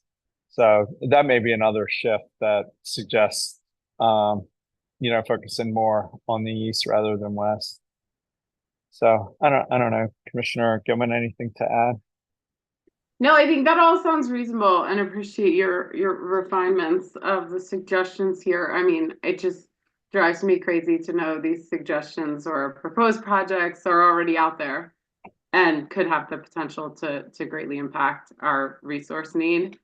They need to be considered. We need to understand the impact of them. So yeah, I would support you working with Mr. Greenberg on the exact language on those couple more specifically, and would support getting additional information on. And Mr. Greenberg, if you could get those materials to Commissioner Gilman and Plant, that'd be great.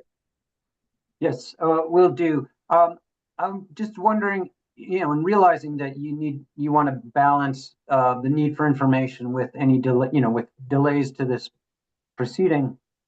Are you interested at all in the impact that the modeling of that the Three Corners connector line might have in terms of the company's PRM or ELCCs? Yes, all that. Okay, I did not hear that. So you did. What I said was capacity expansion. So that is implicit in a capacity. It's not just a dispatcher it's a capacity expansion. Well, okay. So you're implicit in that then is that they would need to look at how this connection would impact planning reserve margin and ELCCs. Is that correct? Absolutely. Okay. And that was the major benefit, or one of the major benefits of the Gateway South connector. It lowered the planning reserve margin by something like 4%. All right. All right. Is there any other, take us home, Mr. Greenberg. Okay. All right. Sorry, I jumped the gun earlier. So now on to missing responses from directives from the prior ERP. Finally, okay. So as you discussed on November 20th, there is a small set of directives from proceeding 21A-0141E that either were not addressed in the company's direct testimony or that were inadequately addressed there. Advisors recommend requiring that 3 of these directives be addressed via supplemental direct. The first of these concerns aspects of the modeling conducted to develop the company's planning reserve margin. In paragraph 88 of decision C22-0559, the commission directed the company not to limit modeled off-system purchases solely to its immediate neighbors and its historical purchases, unless it could demonstrate that these modeling choices were consistent with best practice. In the same paragraph, the commission directed the company to respond to arguments the Conservation Coalition had raised about over-reliance on the reserve margin as a measure of reliability and the use of cost-benefit analysis to evaluate whether a 1 day in 10 years loss of load equivalent is optimal. While the company's direct testimony addresses the practices of some other utilities, advisors have been unable to locate testimony that is responsive to these directives. The second area of unaddressed directives regards the discounting of the social cost of emissions. In paragraph 302 of decision C24-0052, the Commission directed the company to confer with stakeholders and attempt to reach consensus on the issue of whether and how the social cost of emissions should be discounted. Advisors have found no evidence in the company's filing that it conducted the required stakeholder consultation, nor did we find any discussion of the Conservation Coalition's contention that a discount rate is already embedded in the SCE. The final area regards the Commission's directive in paragraph 182 of decision C24-0161 for the company to explain its position on Conservation Coalition's request to prohibit any reliability methodologies or metrics in phase 2 of this proceeding that were not approved in phase 1. While the company has filed an explicit and improved reliability rubric in its direct testimony, it has not explicitly explained its position on the use of any other methodologies or metrics in phase 2 of this proceeding. Advisors recommend requiring the company to explicitly address these directives as part of its supplemental direct testimony. Commissioner Plant? Yeah, I support that. Commissioner Gilman? Yeah, let's ask. I'm good with that too. Great. And there's just one final issue, one final thing to discuss before you can adjourn today. And so I'm going to send it back to Mr. DeCenzo for the discussion of the conferral schedule. And thanks, Mr. Greenberg, for leading us through this in efficient as possible way. There were real issues there, so greatly appreciate it. Thank you. Mr. DeCenzo. Only a little bit left here. Going to her 1 o'clock call. She's gonna make it. Before we address this last item, which is the company's conferral schedule, I just have one consideration. Advisors and counsel think it may be most efficient to have two separate orders derived from today's discussions, one for the procedural side and one for the supplemental direct, which could be a TBC decision. This would allow us to get the procedural decision out quickly while taking a bit more time to properly articulate the Commission's direction for supplemental direct in a separate decision. So would that work for you all? Yeah, and I think the one could be ABC, the other one should be TBC. Commissioner Plant? Yep. Commissioner Gilman?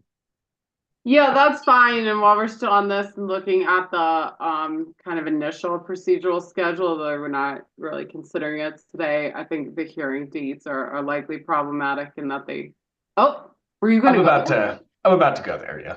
All right. I was just going to say they overlap with the Western Conference, and and I think I probably have a personal conflict in there too. So we might have to figure it out. We might have to consider the third week in June, but what's in there is probably not going to work.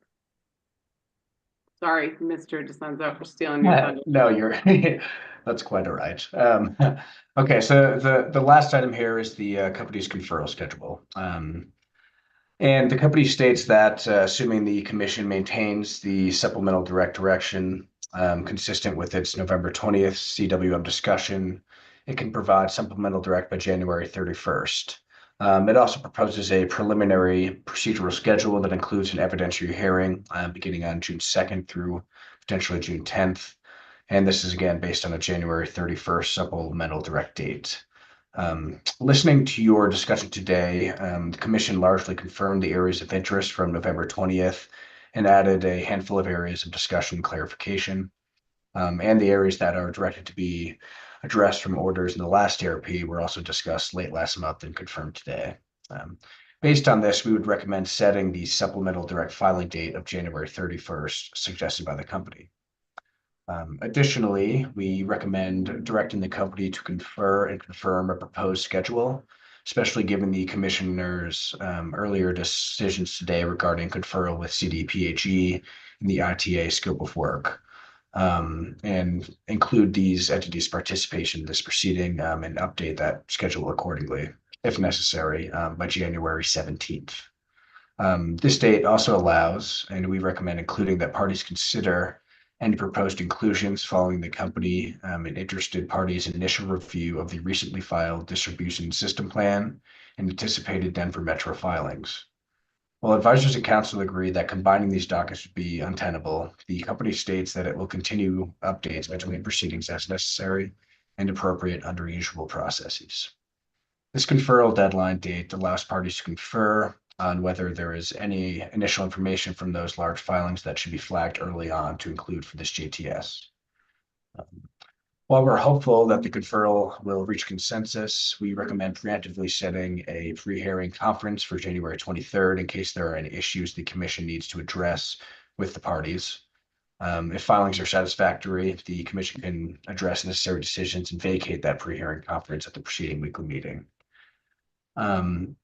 And additionally, as Commissioner Gilman noted, you may all want to flag for parties as they confer that reviewing the initial proposed schedule, it appears that there may be conflicts on the commissioner's schedules for June 2nd through June 6th, which are the hearing dates from the preliminary schedule proposed by the company. It appears that the week of June 16th may be possible, and we recommend that the commissioners include today if there are any known conflicts that the party should be aware of in June. With that, I'll open it up for your final vote and discussion as to whether to set supplemental direct. I lost Mr. DeCenzo, but I think we got it far enough along, Commissioner Plant. Yeah, I think he's back now. Yeah, I'd agree with that time frame, and I would note that our hearing planning schedule doesn't align with the river permit approval schedule in any way. Can we assist with that? No, there's nothing we can do, I don't think. Commissioner Gilman. Yeah, I mean, I would say as of now, the June 16th week is looking the cleanest to me, but yeah, more than 6 months out, as Commissioner Plant put it, which is more difficult, but that looks to avoid some significant conflicts. Probably need to confirm as we get closer to that, but that would be the week I'd direct the parties to maybe look at.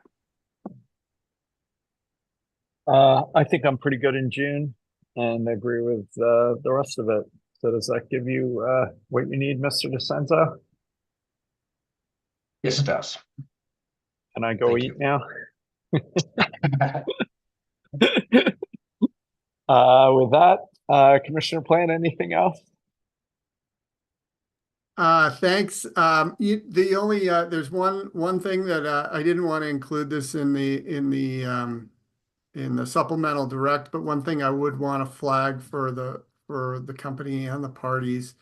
The company talked in their filing about incentives to locate demand within the impacted communities, as well as generation within the impacted communities. And there's a recent report that came out from Energy Innovation about co-locating both of those things for the benefit of the overall system.